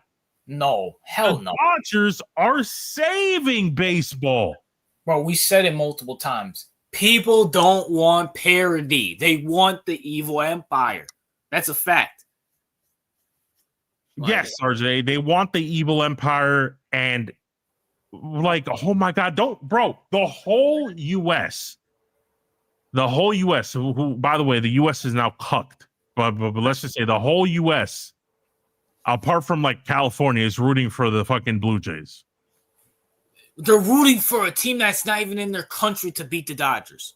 Right, because they hate them so much. They hate L.A. so much that they're rooting for Canada. Which is crazy because it reminds me of Golden State and fucking the Raptors. You have to understand something, bro. I don't hate the Dodgers. I respect them. I don't hate the Dodgers either. I respect people like these niggas talking about why you should be rooting. Our CEO, you should be rooting for the Blue Jays because the Dodgers beat y'all in last World Series. I'm like, no, you can go fuck yourself. All right. No. Listen, I don't hate the Dodgers. I actually respect them because we created that blueprint first. We are that team first. Okay. They copied our blueprint. Okay. We're not living up to that blueprint, but we are the evil empire. We are the most hated. They are currently the most hated, but everyone knows that the Yankees are the villain. Yep. And by the way, we love that. We love it. And that's why, CEO, we need to bring Bryce Harper to the team. An American CEO. We got to get back to the glory. Listen, I love Jeter. When those guys retired in 90 and it was Jeter and Rivera by himself, this could be our Alex Rodriguez here, CEO. I'm telling you. I mean, it would make sense, because Bryce Harper is not really a likable person. He's not. So, you know what? I don't want to be like, fuck y'all. Fuck y'all. And you know what, CEO? This is a good thing. You know why? Because he's 33. Aaron Judge is 34. This is perfect. We can get. If we're going to keep, I just accept the fact we're going to keep Boom until they get rid of him, or until they want to get rid of him. So let's just make the best of it. Please, let's just make the best of it at this point. We just need someone else to do this. No, but I just want to say something. The Yankees are getting out-Yankeed by the fucking Dodgers. All right? Yeah. And that's unacceptable because the Yankees need to get with the times. We are no longer, back in the day, maybe even the early 2000s. Like just being the Yankees was good enough with the name brand, the logo, the history. That's not enough anymore, bro. Nope. We are in the modern era. You can get 400 million in Kansas City. Yeah. Just Without like the pressure of being a Yankee too. Without the pressure of being Yankee, you can get that money in Kansas City and butt fuck Colorado. You can get all that money just like you would with the Yankees. Shohei Ohtani was the sport's biggest star as a fucking Angel. Yeah. Mike Trout was the sport's biggest star before Ohtani, as an Angel. Hell, even Bryce Harper was famous before he went to the Phillies. So as a national, and we know how relevant DC is for sports. Like irrelevant. Like, listen, I love when big market teams are dominant. Like these are the five. If these 5 cities are dominant in any sport, the sport is in a good place. Either it's LA, New York, Boston, what, Chicago, and Philly. Okay, those are the 5. Yeah, those are the 5 sports, because Philly's hated. They're just not as, but these are the 5 biggest sports cities. Like I said, LA, New York, Boston, Chicago, and Philly. If you're not inside these 5, like if you're butt fuck, I'm sorry, if you're butt fuck Houston, no one gives a shit. All right. Nebraska, no. Like Toronto, no. If you're the Oakland A's, no one gives a fuck. All right. I think they're the Vegas A's and still no one gives a fuck. No, it's just no. Listen, like y'all, no, Shy. You have to understand. You're an Oklahoma. You don't hear that shit. Whoa, time out. Shy. The Chicago Bulls still get primetime games because of what Michael Jordan still did. Stop it. No, but y'all have to understand. Listen, I have no love for Chicago, but it's one of the biggest sports cities in the country. You can't deny that. No, those are the 5 biggest markets. Though I'm being unbiased. Those are the 5 biggest markets. Number 1 is New York. What? Yo, people are still mad at Thibs for what he did to Derrick Rose in Chicago. That's how big Chicago is. Yeah. No, of course, Chicago's huge in sports city.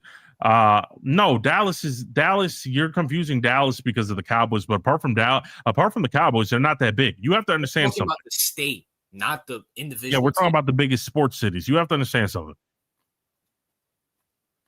And this is for the fans, not the players. The players don't care if they play in New York or if they play in Kansas City or if they play in Pittsburgh.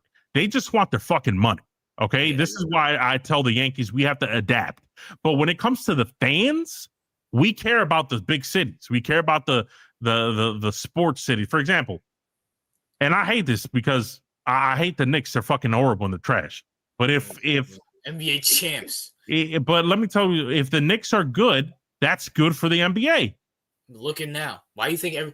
Isn't it funny how the Knicks have a good chance to go to the NBA Finals? Oh, the NBA, now, granted, I do think the NBA is good, but the NBA is getting a lot of spotlight because, bro, look at the conference championship. With the Pacers are only relevant because of the Knicks. Right, but this is what I'm saying, RJ. Right, like if the Knicks are good, right? Yeah. The NBA is good. And by the way, and I'm talking about the premier New York teams. I'm not talking about the fucking Nets. I'm not talking about the Jets. And by the way, in there too. But like I was saying, right? Yeah. If the Giants were as good as the Patriots, the NFL would get even higher ratings, even though we hate the Giants are goofy. But you know what I'm saying, right? Yes. Like time out. We were just talking about the owner for the Mavericks. There's a reason why Adam Silver said put Luka in LA. There's a reason for that. Right. Exactly. It's like Luka in LA. That was a perfect example. Like what Luka, you don't think that the fucking Jazz could have gave them a better offer in terms of picks or any of these teams that are loaded with draft picks than giving them washed up AD with a couple of picks and Max? Like, come on, bro, stop it. No, of course they did that because the market is so important to fans and not to players. I want to clear that up. Players know, and this is why the Yankees, RJ, need to reinvent themselves, because before, every player coming up from the farm system, or every player, young player, always dreamt about playing in the Yankee Stadium, always dreamt about being a Yankee one day. That was kind of like, that was the biggest status symbol in the country, right? Yeah, nice. You're a fucking Yankee. Like that was one of the biggest status symbols for the players. The players don't care about that no more. The players care about money. All right. Yeah. Because and as they should. We're not knocking them, as they should. No. Shout out. I'm not organization thing. We're right. Like the players. Shohei is the biggest player ever in baseball, and he played for the bum ass Angels. All right. We had Paul Skenes is one of the biggest pitchers in baseball. He plays for the Pittsburgh Pirates. So what I try to tell you, RJ, is that the players only care about money nowadays, and if you have a good team built. So if that means if the Royals had a good team, a good built team, and they can offer them a bag, they're going to go over to the Royals instead of going to the Yankees. So why do you think that we lost Juan Soto to the butt-fuck bootleg Mets? Yeah, because of money. Because not only because of money, because we offered them competitive, just like the Mets did. We offered them a very competitive contract. But you know what's the difference? Because with Juan Soto, we told Juan Soto, this is your money. We're the Yankees. If you want your mom or family in the suite, you're gonna have to pay for it with your own money. Yeah. We have rules, and those are our rules because we're the Yankees. There's no one bigger than the Yankee. There's no single player bigger than the Yankee brand, which that may be true to a certain extent. But when you're trying to recruit players, that is not what they want to hear. The Mets, what did the Mets do? They gave them just as much money, and they said, no problem. You can bring your mom or your kid, whatever the fuck you want, to the games. We're going to make the accommodations for them. They're going to get the suite. Don't worry about it. You're taken care of. And that's unacceptable. That's so – listen, and this is a problem because at the end of the day, the Yankees are still going to pull in numbers. They're always going to pull in numbers. Right. But at the same time, can we just get one? Just one. Bring in Bryce Harper. We have the fucking money. Or even if not the money, we can get him sponsorships. We're the fucking Yankees. Like, we can get him sponsorships anywhere. Bring him in and let's do this fucking experiment. Because I'm looking at our conference, CEO. The conference is not that good. I'm sorry. The Blue Jays were the number one seed. Are they a good team? Sure. But they're not that dominant. They won 7 games with the Mariners. Listen, I agree with you, RJ, but this is the point. This goes back to my point where I'm trying to say, for example, when Shohei was going to hit free agency, right? Yep, with the Angels. Teams were battling for him, and the Dodgers were pushing real hard, giving him the money he wants, doing whatever. You know, I'm just being honest. They kissed ass. Yeah, we don't kiss ass. All right, we say this is the money. It's top money. We're the Yankees. These are the rules. Take it or leave it. Yeah, that's not good enough. I'm sorry, but that's just not good enough anymore. Okay, we're getting our butts beaten by the Dodgers, by the LA market. And like I said, no, that's no disrespect to them. I love what they're doing. I just want us to redo what we're doing. There's no fucking reason that being as wealthy as the Yankees are, that we couldn't have taken a risk on Yamamoto. Because Yamamoto is an ace. He's only 27 years old. He just turned 27 years old. He's an ace. They signed him to a 12-year contract for $300 million. He's going to be an ace and playing at a high level for probably the next 11 years. Yeah, because baseball players can play until they're 40 people. So. Right. Yeah, it's a different thing. So my thing is, imagine we could have had a 27-year-old in pitching terms, that's really young, a 27-year-old ace pitcher. We could have moved Garrett Cole to number 2. We could have probably got Fried at number 3. And then Cam Schittler, who I think is our young pitcher. Yep. Up and coming young pitcher. He could have been moved down a little bit there. That would have been a really good pitching lineup. The Dodgers, by the way, I just want to say this about the Dodgers, because I've been watching their whole playoff run. Their bats, like their offense is not as good. Like their bats are cold as fuck. Like, yep. Shohei is blanking. Freddie Freeman is not hitting it out of the park. Mookie Betts is not finding shit. Teoscar Hernandez is looking bad. Okay. Yeah. The only reason they're in this far is because their pitching is so dominant because they have a Yamamoto. They have Blake Snell when he wasn't ass and looking like Nick Wright. They have Tyler Glass now. They have fucking Shohei out there. They have Shohei. Like if Shohei RJ is their number 4 pitcher. Yeah. If Shohei was on number 1 anywhere. If Shohei was on the Yankees, he'd be our ace. Yeah, that's a fact. Like, no, we get, and I get it. Garrett Cole was top of his game, but the dude's old, and he's coming back from a major injury. Yep. Max Fried is okay. I mean, yeah, as a number 2, number 3, I think that's a good pitcher. But like, Carlos Rodon is a bum. Trash. Oh my God. I hate that he is a bum. Cruz is trash. Like our relievers, our bullpen is shit. Lewis Gill is fucking shit. Weaver is garbage. Horrible. Like we don't have. Why don't we have that? And that's what I said. Like, okay, not only did they get Shohei, not only did they get Yamamoto, they also got that reliever, that elite reliever called I think Rokai Sakai that I was talking about. Yeah, and we were like, God damn, why? Oh God, we need to get this guy. And we were talking about him like earlier, I think last year, something. We were like, we got to get this guy, get him in here, and he went to the fucking Dodgers.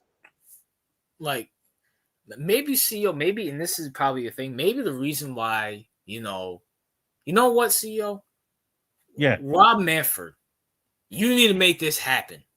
All right, you need to pull an Adam Silver and tell fucking, I don't know who. Tell them to give us our big fucking star. Because clearly our owners are stuck in their old ways saying they should be grateful to play for our team and have that logo on their fucking helmet and on their jersey. We're the Yankees. You need to pull Rob Manfred and say, no, the motherfucker. This isn't the 1990s, 80s, whatever. This is not even the early 2000s, 2010s, all right? These players want money, so I'm going to fucking manufacture something, maybe give the fucking Phillies a top lottery pick, and they'll get Bryce Harper, let the Yankees do good. Philly does. You need to do something like that. Because clearly our ownership and our GM is fucking retarded and stuck. They have their heads so far up their ass, it's not even funny. RJ, because the problem here is, I'm just keep it 100. The problem here is the Steinbrenners, because the Steinbrenners. Oh well, yeah, Hal, the kid. He was the kid of who was that nigga again?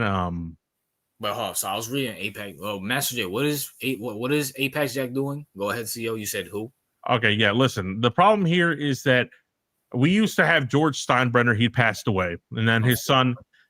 We got Hal Steinbrenner, who's fucking trash. Now, the problem here is that Hal Steinbrenner grew up watching how famous his father's Yankees were, how prestigious the Yankee name was, and now he thinks, well, we're the Yankees. Well, like that's all it takes. No, it's not all it takes. You need to do 3 things.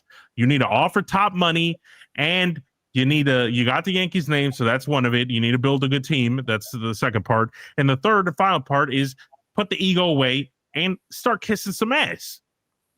I'm sorry, but like these new players, these new generation of players, they don't care if they play in the San Francisco Giants. They don't care if they play for the Royals. They don't care if they play for the fucking Marlins. As long as they're getting a bag, as long as they're getting respect, and you have a plan to build a good team, they'll pick you, not because of some name on a paper. That was back in the fucking day. That's why we're in a new age. We're in a new era. We rather listen to our favorite YouTuber than listen to anything on garbage CNN or fucking Fox. Okay? Name brand does not mean shit anymore. Most of y'all niggas buy great value anyway. Facts. Master J, Apex is not banned. I didn't ban him. If whoever banned Apex, unban him because I didn't do it personally. I just checked. But going back to that, Can the Yankees get more sponsorships than, I don't know, the Asteroids? Yes. But the players don't care about that. They want their immediate money. The Yankees needed this offseason. CEO is going to determine what we do. Right. But and it's not only the money. I'm being here, Rozier. Because RJ, we offer the money. We don't. It's not like we're being cheap. We do offer them top money. The issue here, we start kissing their ass. Yeah, exactly. Respect, because we have an ego. Because we're the Yankees, we have our ego. Where the Dodgers, they start like, look at the Mets. The Mets, look. By the way, like, first of all, I just want to say, Mets. Okay, congratulations. You almost paid $1 billion for Juan Soto. You're not even in the playoffs. Congratulations. And you're missing the playoffs next year too. And you're going to miss the playoffs again. But I'm going to be honest. I can be objective. We did miss out. We do miss Juan Soto's bat. Okay? Yeah, absolutely. We do miss that bat, and that would have been very important for us. So I'm not going to say it wasn't and we don't need him. That's what we're looking to replace him. But what I am saying is that it's time. If a player says, listen, is it okay if my mom or family comes into the suite sometimes? Be like, yes. Absolutely. Just let me know.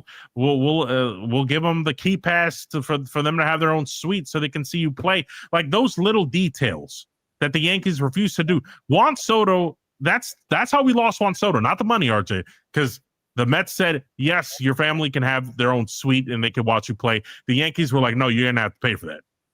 Yeah, which is, I'm sorry. Like, bro, I'll be arguing the money over, like, yo, if you want a suite, like, you're the Yankees. You won't even be paying for that suite. Like, hey, listen, we're the Yankees. Give them that suite for free. The hotel's going to do it every time. The fuck out of here. How do I untime out someone? Click his name and click untime out. Because I'm trying to look and I can't find it. All right, he's not banned. So just at Apex, just serve your timeout is what it is. Why did you time him out? What did he say? But listen, CEO, this is going to be the year. Whatever Bryce Harper wants, we give it to him. If we're going to go with this bullshit ass pitching, then we need hitters. We need a score. Aaron Judge and Bryce Harper can do that.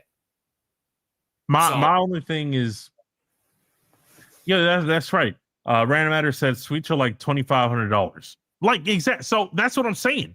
Like, that's nothing. Nothing to the Yankees. But we spend oh my gosh. Bro, no, it's like you're willing to lose out on a player over $2,500 a game.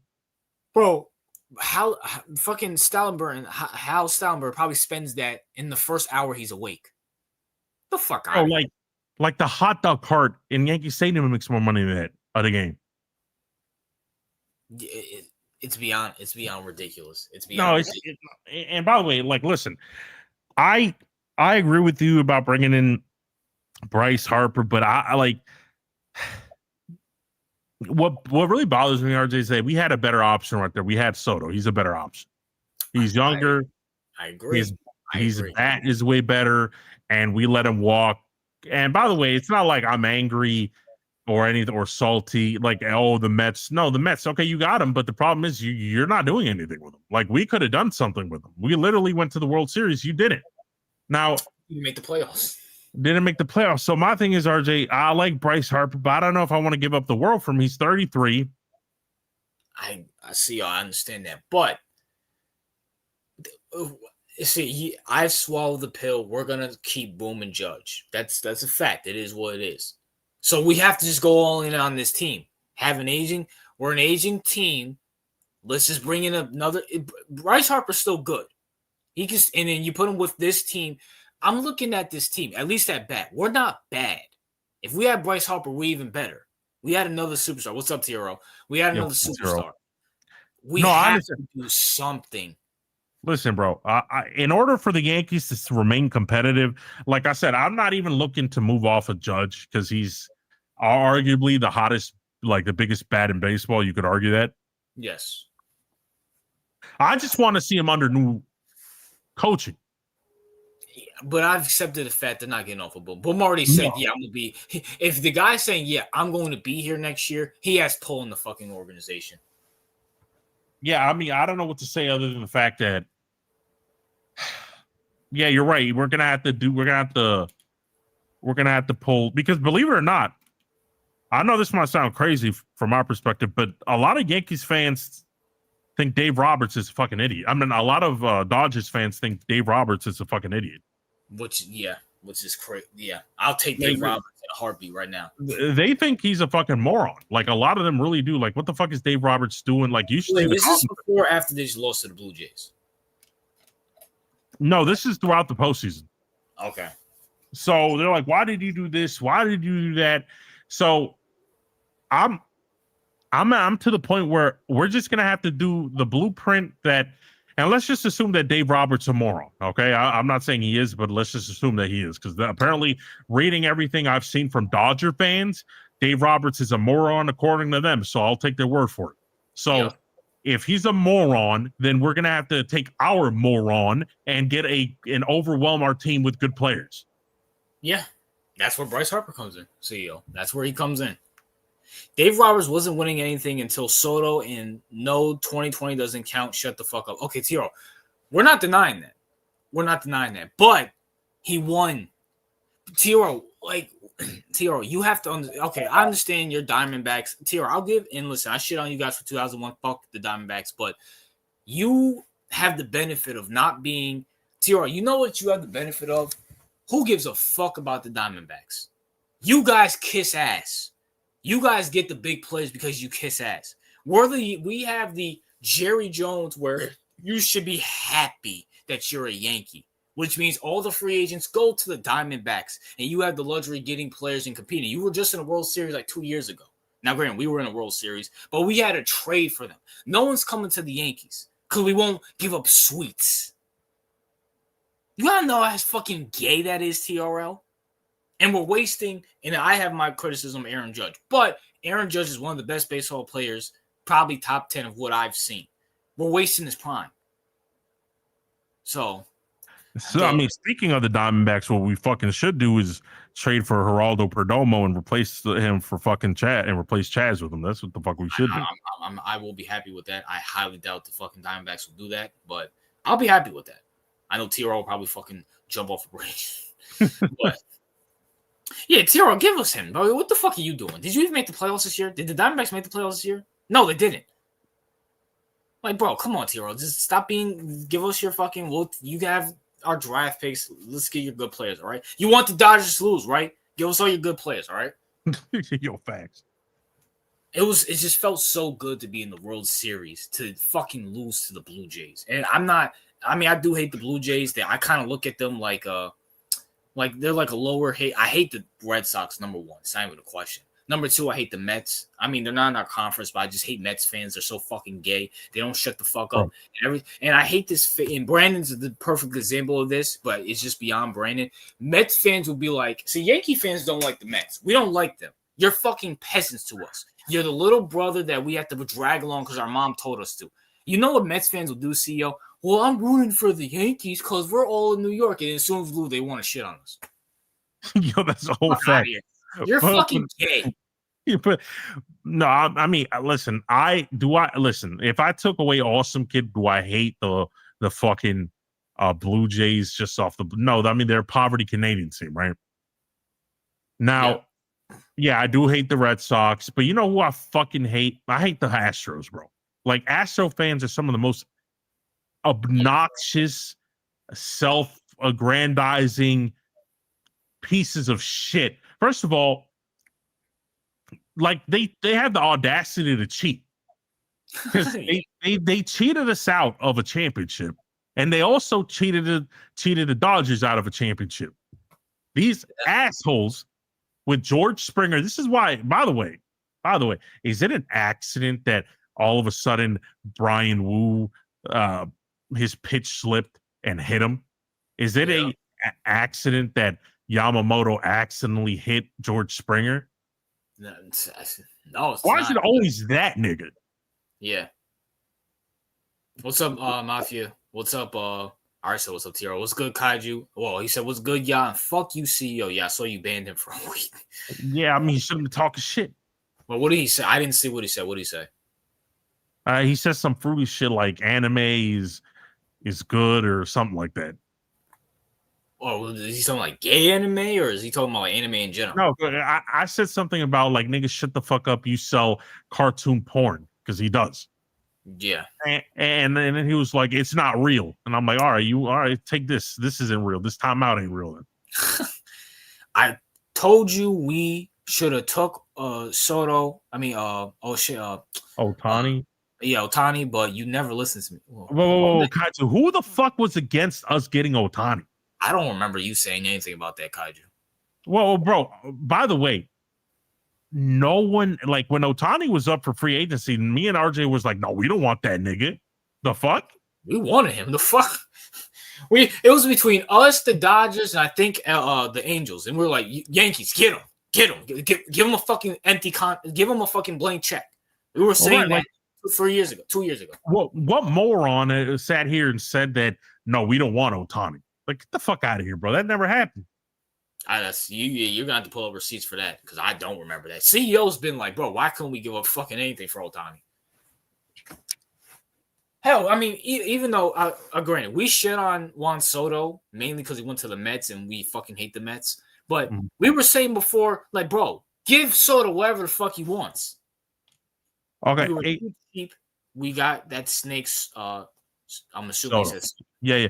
Listen, no, and by the way, yeah, we were trying to go after Shohei. Apparently, we didn't kiss ass good enough, so we missed out on that opportunity. And then we miraculously were able to get Juan Soto. Like, I had no problem with that. I was happy with Soto as well. Like, he was younger than Shohei, and arguably, when he's hot, his bat is just as good as Shohei's. Yeah, and he's clutch. I'll give him that. And he's clutch. Our problem was that we didn't keep him. We didn't offer him a suite, and that's what led to him going to across the fucking river. Beyond, just as a baseball fan. Now I understand why Soto did it. But just as a baseball, just think about this. You're the Yankees. Aaron Judge might go ringless because the Yankees didn't want to give Soto a suite. Just think about that. That's crazy, bro. Pete Alonso is about to be a sock, and Roman will finally have hitters with him. But Pete Alonso ain't been healthy in like 5 years. Pete Alonso's like 50, bro. And by the way, not only is Pete Alonso like 50, he's also, by the way, I don't care about Roman Anthony. Yeah, Roman Anthony's trash. Like, oh, he's the top prospect in baseball. He hasn't done shit, nigga. I don't give a shit about that nigga. Yeah, but bro, Red Sox, y'all ain't doing shit. By the way, what do you think about my Patriots this year? Kaiju, they're frauds. Enjoy going to the playoffs, getting bounced in the first round. Kaiju, no disrespect, bro. You guys have not played anybody. See, and this is why I boot him. Look, we talk about anime and shit. Look at his profile picture. Look at Kaju's profile picture. I thought that was a Power Ranger. A Power Ranger with the do-rag on.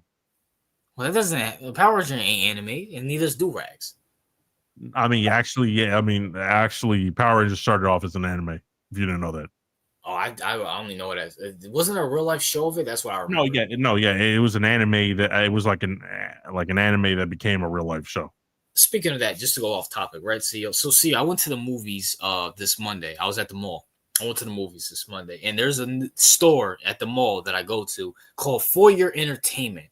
It's kind of like a Blockbuster back in our day. For Your Entertainment, isn't that like FYE? They call it like FYE. Yes. So you have one down there. Yeah, okay. I'm familiar with it. Yeah. I'm not gonna lie. So, see, you ever watch Diary of a Wimpy Kid, the movies back in the day? Diary of a Wimpy. Yeah, I didn't watch the movies, but I remember the books. All right, so I have both of the movies. Unfortunately, they didn't have Diary of a Wimpy Kid's dog yet because it was like $9 and $7. Yeah. I'm not lying to you, CEO. They have the whole series, DVD-wise, of Jimmy Neutron and Rugrats. What the fuck? I'm not joking. And I almost bought both of them. The reason why I didn't buy both of them, number one, I was trying to save money. Holidays are coming up. I got sisters and nephews to buy gifts for. And number two, I was like, I'm trying to save money. But if it's still there, I'm going to buy both of them. People, I want to say this. DVDs, especially now, are underrated. I understand people say, well, you could watch it on Hulu, whatever. That's true. There's two problems with it. Number one, I don't want to subscribe for 11 months just to watch a show that I really don't watch. Like, I'm not going to be watching this every day. Number two, I could just pay it up front, CEO. I could just get the DVDs myself, and that's it. Throw them in my Xbox and watch them all day. I don't have to subscribe for $11.99 so I can fucking watch it. And number three, CEO, a lot of the DVDs have a lot of this episodes that they ban from TV or Hulu. Because there's a lot of episodes and cartoons and live shows that they ban because because of this PC bullshit. So. Oh yeah, but so you like to collect physical media? For current video games, no, I just download that. But for old shit, yes. No, I mean you collect like old, like I mean if you want to do that, you probably should because that's just gonna DVDs are gonna go extinct completely soon. So. And by the way, the government's shut down. So oh shit. So yeah, listen, all this internet shit's gonna go out the fucking window. So. Oh yeah, the government shut down. Yeah, that is true. You know what I'm saying? Listen, I bought a generator, so I'm good. You know what I'm saying? Invest in a generator, people. Invest in a fucking generator. Wait, hold up. So you said the light's gonna go out? Well, no, I'm joking. I mean, it could. I mean, the government is shut down. I mean, yeah. I mean, generator. Yeah, that's a good idea when power outages go. You just have to get a big, like at least a good size one so it can power the house. Now, granted, it's like $5,000 that's spent, but you know, it is what it is. I mean, hey, it's worth it. Now you don't have to worry about power outages. Shit. Yeah, if the internet goes out, I have all the DVDs I could watch, but it just blew my mind just watching it. Plus, I got two TVs. I have my main TV. That's where my PlayStation, my Xbox Series X is, and I got my other TV where all my old stuff is. But the 360 and the original Xbox, they're the DVD player, so I can just throw them in there and watch it. Also, I just don't want to subscribe to like Hulu and all this other bullshit to watch. Like, if I'm into like, hey, I want to watch an old show, I could just throw in the fucking. See, I think when I bought I told you about the Ed and Eddie series like a couple years ago. They had your fucking show, the Curly Cowboy. Curds. Yeah. I almost thought about buying it, but it was just like, I'm not really here for it. So if it's there, I'll probably buy it. I mean, I'm surprised you could still find those shits in stores. Yeah, that store. Shout out to FYE, good store. I didn't subscribe to your shit. I'm not paying $11 for it, but I will be back if both of those series are there. I definitely got the Diary of a Wimpy Kid show. I mean, because it was like $7 and $9. So I thought that shit would be like for a week. Also, about that, when will the government be back? I don't fucking know. Nigga, do you think we work for Congress? How the fuck are we supposed to know? How the fuck are we supposed to know, nigga? Why don't you ask me yourself? RJ, Xbox is trash. PlayStation is the thing. Well, I agree with that. Well, best J, I agree. Oh, yeah. Yeah, that's a fact. Yeah, Xbox is obsolete. They're competing with PC, which is going to fail. Xbox might be done. I'm not buying the new Xbox. I'm buying the PlayStation 6. I'm going to wait a year like I do CEO and just buy the PlayStation 6 to call it a game. Because guess what, CEO? Halo's going to be for PlayStation 6. Oh, let's go. Gears of War is going to be. Gears of War is already on PlayStation 6. I bought that. Another game's gonna be like, listen, I can go for PlayStation. Now, granted, people think I hate PlayStation. I think CEO can confirm to that. At a couple years ago, I liked Xbox more than PlayStation, but I always liked PlayStation. CEO can admit I've always liked PlayStation. Yeah, well, at least PlayStation 2. I like the PlayStation 4. I have a PlayStation 4. Well, I mean, now it's your only option because Xbox tapped out. So, the PlayStation 3 was trash. I will say that. I was not a fan of PlayStation 3. Now, I mean, because I went to FYE earlier this year, believe it or not. Really? Yeah, and because it was at my mall, right? Okay. And I went inside for some reason because I never saw it, and it kind of reminded me of, like, it's a mix between like a GameStop, and like a Blockbuster or something like that. But they sell a lot of fucking like shirts and fucking gadgets and shit. Like it's not just it's Halloween, so they're selling like a lot of Michael Myers and Jason figures. Right. You know how GameStop used to be all games, and now it's kind of like a fucking merch store. Yeah, like which I don't care. Like in the meantime, it just looked. I had no idea it was in my mall because I was like, all right, I just seen the movie. I kind of want to go back home. I was like, let me just walk around the mall, see what they got. And I saw that, and I was like, "Oh shit!" And I was like, I was just astonished. Like, damn, you got a lot of movies and TV shows that I watched here. Yeah, I mean the store was nice. So what I liked about the store when I went is that there's no one there, almost no one there. I don't think there's, besides the cashier, I don't think there's that many. Now, granted, I went on a Monday, so a lot of people at work, so they weren't at the mall. So PlayStation 3 is basically 360. I actually like 360 more than the PlayStation 3, whatever, Master J. But shout out to FYE. I will be back soon, maybe not next week, but the week after. I'm going to buy those series if they're there. You feel me? I'm sorry. I'm just not a fan of this. Subscribe to this, to that, to watch this. I'd rather just get the DVD and just You know watch why? the thing. Because you don't own anything. Like you rent everything. For example, like back in the day, you bought a movie, you own the movie. You can play the movie as many times as you want until it fucking broke, right? Yeah. But now it's kind of like, okay, if you, for example, like if you want to subscribe to Netflix or Amazon Prime or whatever the fuck, like there's so many shows and series, but we're only there for like a handful of them, and we don't give a shit about Vampire Diaries and all that dumb shit you see on Netflix, and like no one gives a shit about that. No. Like and then also they're raising the prices. I think Netflix is what, $20 now, CEO?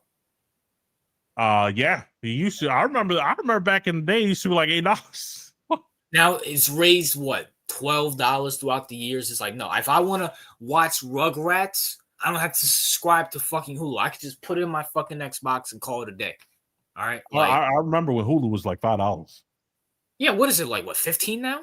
Yeah, like 15. It used to be $5. Well, see, no, because see, and then here's what they'll fucking do. These fucking cheap bastards that they are. I was almost said the J word, but they'll like, oh, subscribe to Hulu, but you also get the bundle ESPN and Disney Plus. Like, I don't want that shit. So they can add more to your fucking bill. Like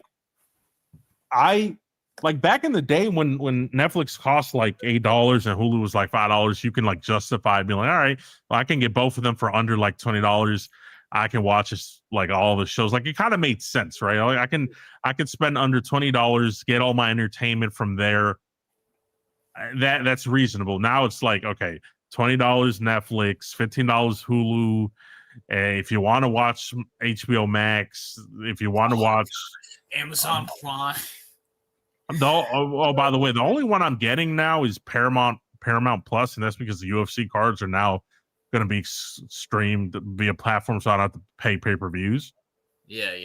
Like, and plus, I don't want to watch UFC sites anymore on those shitty fucking streaming websites. So, like, I'd pay for that. Like, I'd pay for Paramount Plus for that only. But it's like, now if you want to watch like this, like they separate all the shows in all these different platforms where it's not like, okay, now if you want to watch everything you want to watch, it's going to cost you like $60-$70 to subscriptions only a month. Yeah, facts. And like, you're not going to watch those things every day, CEO. No, you're not. It's not even worth it. Like the NBA, I'm going to watch like I'm going to watch the NBA every Tuesday, Wednesday, and Thursday. I'm gonna watch when I was really into the NFL. I'm gonna watch it every Sunday and Monday. I'm gonna watch college football every Saturday. So it makes sense for me. All right, I'll cough up something for YouTube TV. Netflix? Right. Are you serious? Hulu? Then fuck out of here. Paramount? Okay, I get to watch it. Now, I hope they're not fucking gay and put some bullshit ass fucking product on there. Because I still think ESPN's still gonna get something of the UFC. But is what it is. Sooner or later, there will be a NFL on Hulu and Apple TV. Nigga, are you living under a rock? They have Hulu. They have the NFL on fucking Apple TV and Hulu. Well, the good thing about Paramount, I believe Paramount Plus is $7.99 a month. Well, for now. For now. I mean, it should go up with the UFC because imagine like that would be a good deal for me. Like consider like you get all the UFC fights and you had to pay $7.99. Like that's a good deal. Like yeah, but CEO, we're mature adults and we know we know how that shit works. It's, we're getting all the UFC heads in there. Let's raise it to $12. No, you already know because they paid how much did they pay the UFC? Like what, $7 billion or $8 billion? $7.7 billion or something like that. Like damn well they're gonna have to raise subscription on that. Absolutely. SSB 2828. Hello, how you doing? Have you guys talked about the gambling situation? Yes, we did. I actually have a video about it coming out Tuesday as well too. Just overall, me and CEO think is now we do Chauncey, just to sum it up, do Chauncey Billups and not Adam Silver, Terry Rozier deserve blame, yes, but Adam Silver and the rest of these owner Jews deserve more blame. It should be held accountable more, and that FBI agent who CEO took a shit on deserves to get taken a shit on.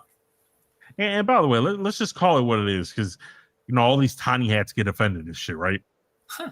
Like, let's just call it, all you are white people with special privileges. That is all you are. Like, can we stop the dancing around? Like, we could shit on white people, right?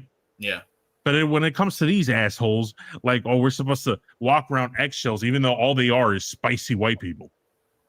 Well, they'll tell you they're not white; they're Jewish. So yeah, look at Ben Shapiro and tell me that's not white. Get the fuck out of here. Well, I mean, the race thing is not real, but like, yes, he. I mean, come on, bro. Who else? Nick Wright. Bro, I can shit on Christians, and I can call a fucking awesome kid a booty scratching jihad terrorist. Yeah. But the moment I talk about the Nick Wrights of the world, it's a fucking problem. Nigga, you could just say something real, like, yeah, they run the Federal Reserve. Oh my gosh, God. You're anti-Semitic. You're just like, bro, man, nigga, what? Like, nah, bro. Like, no, fuck out of here, bro. I'm tired of that shit. And that's why me and CEO are moving out the country. CEO, he's moving out. I'm done with this country. I feel like I'm on the search for peace and wisdom. Now, I do think you can get wisdom in America. It's gonna be hard, but you can't get peace in America because just everybody's retarded. TV contracts are not going to get that much bigger. Leagues need one revenue, and they thought gambling would be the answer. They're going to have to find ways to make money. I have no idea how. Okay. I mean, SSB, I don't know why I want to call you SpongeBob, but listen. That's the problem with the leagues too. It's like, oh, we want to make more money and we got to find a way to make more money. Okay, so you're just greedy? Because I'm pretty sure y'all not broke. Does the quarterback contract need to increase every year? Same thing with wide receivers. Like, is 60 million not enough? Like, it is for ownership. You making 400 million a year off of ad revenue, is that not enough? You need more? Like, listen, I'm all for making money, right? I'm all for making capital, but at some point you just have to be like, how much money is enough? And how much of that, because for these, like, this asswipe, Elon Musk has what, $300 billion? Yep. At what point is enough, nigga? You got enough money to die, really come back to life, die, come back to life, die, come back to life, and still be a billionaire. Like, I mean, at what point, RJ, is enough? Like, at some point, when are you going to value your society, and when are you going to value people over getting to $1 trillion fucking dollars? You feel me? Like, well, yeah, because we're wrapping up because it's about to be 12:30. But CEO, I want to ask you something. Yeah, go ahead. Crackheads. When do you ever think a crackhead needs? When do you think say I had enough crack? No, they want more. People don't talk about this. People think drugs are like something that you intake. No, anything can be a drug. Going to the gym can be a drug. Money is a drug. You can be Elon Musk. Elon Musk wants more money. That's just a fact. People might sit here and say, "Oh, you're crazy. He's a billionaire." No, he wants more money. That's a fucking fact. Bill Gates wants more money. That's a fucking fact. Okay, so what you're saying is that it's a sickness. Absolutely. CEO, absolutely. Abso-fucking-lutely. Like, come on, bro. Like, there's a reason why Elon Musk, Bill Gates are doing this whole thing with everything. They're trying to get more money. It's never enough. There's not. See, just in your personal life, CEO, you can see somebody working 2 jobs and they're trying to pick up a 3rd job or trying to do something on the side. You're like, damn, when's enough? They want more money. It's the same fucking thing. It's literally the same thing. Yeah, that makes sense. It's like when you're hooked on anything. Like, you could be hooked on, like, oh, like, there's some people that are like can't stop collecting some certain item or some certain thing. It's like none. It's never enough. Like Yeah, you're right, because it has to be. Because listen, if you had $1 billion overnight, right? Mm-hmm. What do you just like for yourself? Would you be like, okay, how can I get this $1 billion to 50 billion, 70 billion, or would your thought process be like, let me just retire and enjoy my life? I'm gonna keep. I would like to say retire and enjoy my life, but if I can make more money, I probably would. I probably fucking would. Like it's an addiction. And listen, I'm a human. I came to it, but there's things I value more than money. I don't think money's evil. I think what you do with money could be evil, but at the same time, at the end of the day, it's the same thing with these billionaires. They want more money. Also, people don't think about this. Elon Musk is not the biggest. When you're a billionaire, there's levels to it. You want to be the number one billionaire. And then when you're the number one billionaire CEO, you want to sustain that. It's never ending. No. That might sound crazy to us because if we had $1 billion, we might chill, retire our family. But to them, it's there's tiers to this. No, actually, RJ, I don't find it hard to like think about it, because it's like when you're playing a game and you have like the top score, and then somebody else beats you and you're like number two. You're like, I gotta get that score. I gotta get back to number one. I have to, like, there's some kind of pressure to be. And by the way, it's not only that. When you're number one, you're like, okay, who is the richest person in history? Let me try to beat them. Yep. And then if you beat them and you're the richest person in history, now I gotta sustain it. Now I have to die number one. It's a never everlasting thing. And I gotta make so much money that when I die, no one surpasses me. Yeah. I think everybody suffers through it. Now, I do think there's more people with discipline than more discipline than others, but everybody goes through it. That's why people are like, well, oh, I'll give you an example. Now, I know we're talking about billionaires, but let's bring it to the millionaires. Why would Chauncey and Terry Rozier do it? It's because they're trying to get LeBron James money. Yeah, that's true. So, listen, people. At the end of the day, it's like it is what it is. And for the players, people forget someone like Rozier and Beasley can tell his boy to put money on the under and make hundreds of thousands, and it will take care of his boys, his family, baby moms. Exactly. Yeah. Oh, that's where the joke came from. Is Westbrook involved because he kept messing shots? Oh, yeah. Man. Shout out to Westbrook, CEO. You know he's on the Kings right now. You know what I'm saying? Yeah, and by the way, oh, I didn't know that. And by the way, Najee, we're not fucking reading that. Go fuck yourself. Yeah, I can't read it, and CEO probably doesn't. Is that Spanish? That looks like Portuguese to me. Well, didn't you say Portuguese and Spanish is the same, or am I tripping? Yeah, they are similar. I could read that, but again, there are differences in the language, so some things I don't understand. Nigga, how the fuck do you know Portuguese? You have to be. He's a Puerto Rican Dominican. There's no way you know Portuguese. No, nigga, he's using Google Translate or some shit. And why are you doing that? Just fucking put whatever. What were you about to say? This nigga's a weirdo, bro. This is why we don't take you seriously. Yeah, Vikings going to the NFC Championship game, 3-4. But what were you about to say? Nope. No.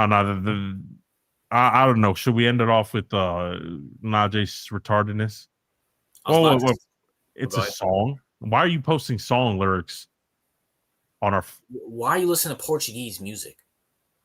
All right. Do you guys will ever think this scandal will be bigger? Say the FBI picks up 30 to 40 NBA players. What happens? Well, we'll end off on this, CEO. I don't know if you saw the picture. I think Chauncey went to the court either yesterday or today.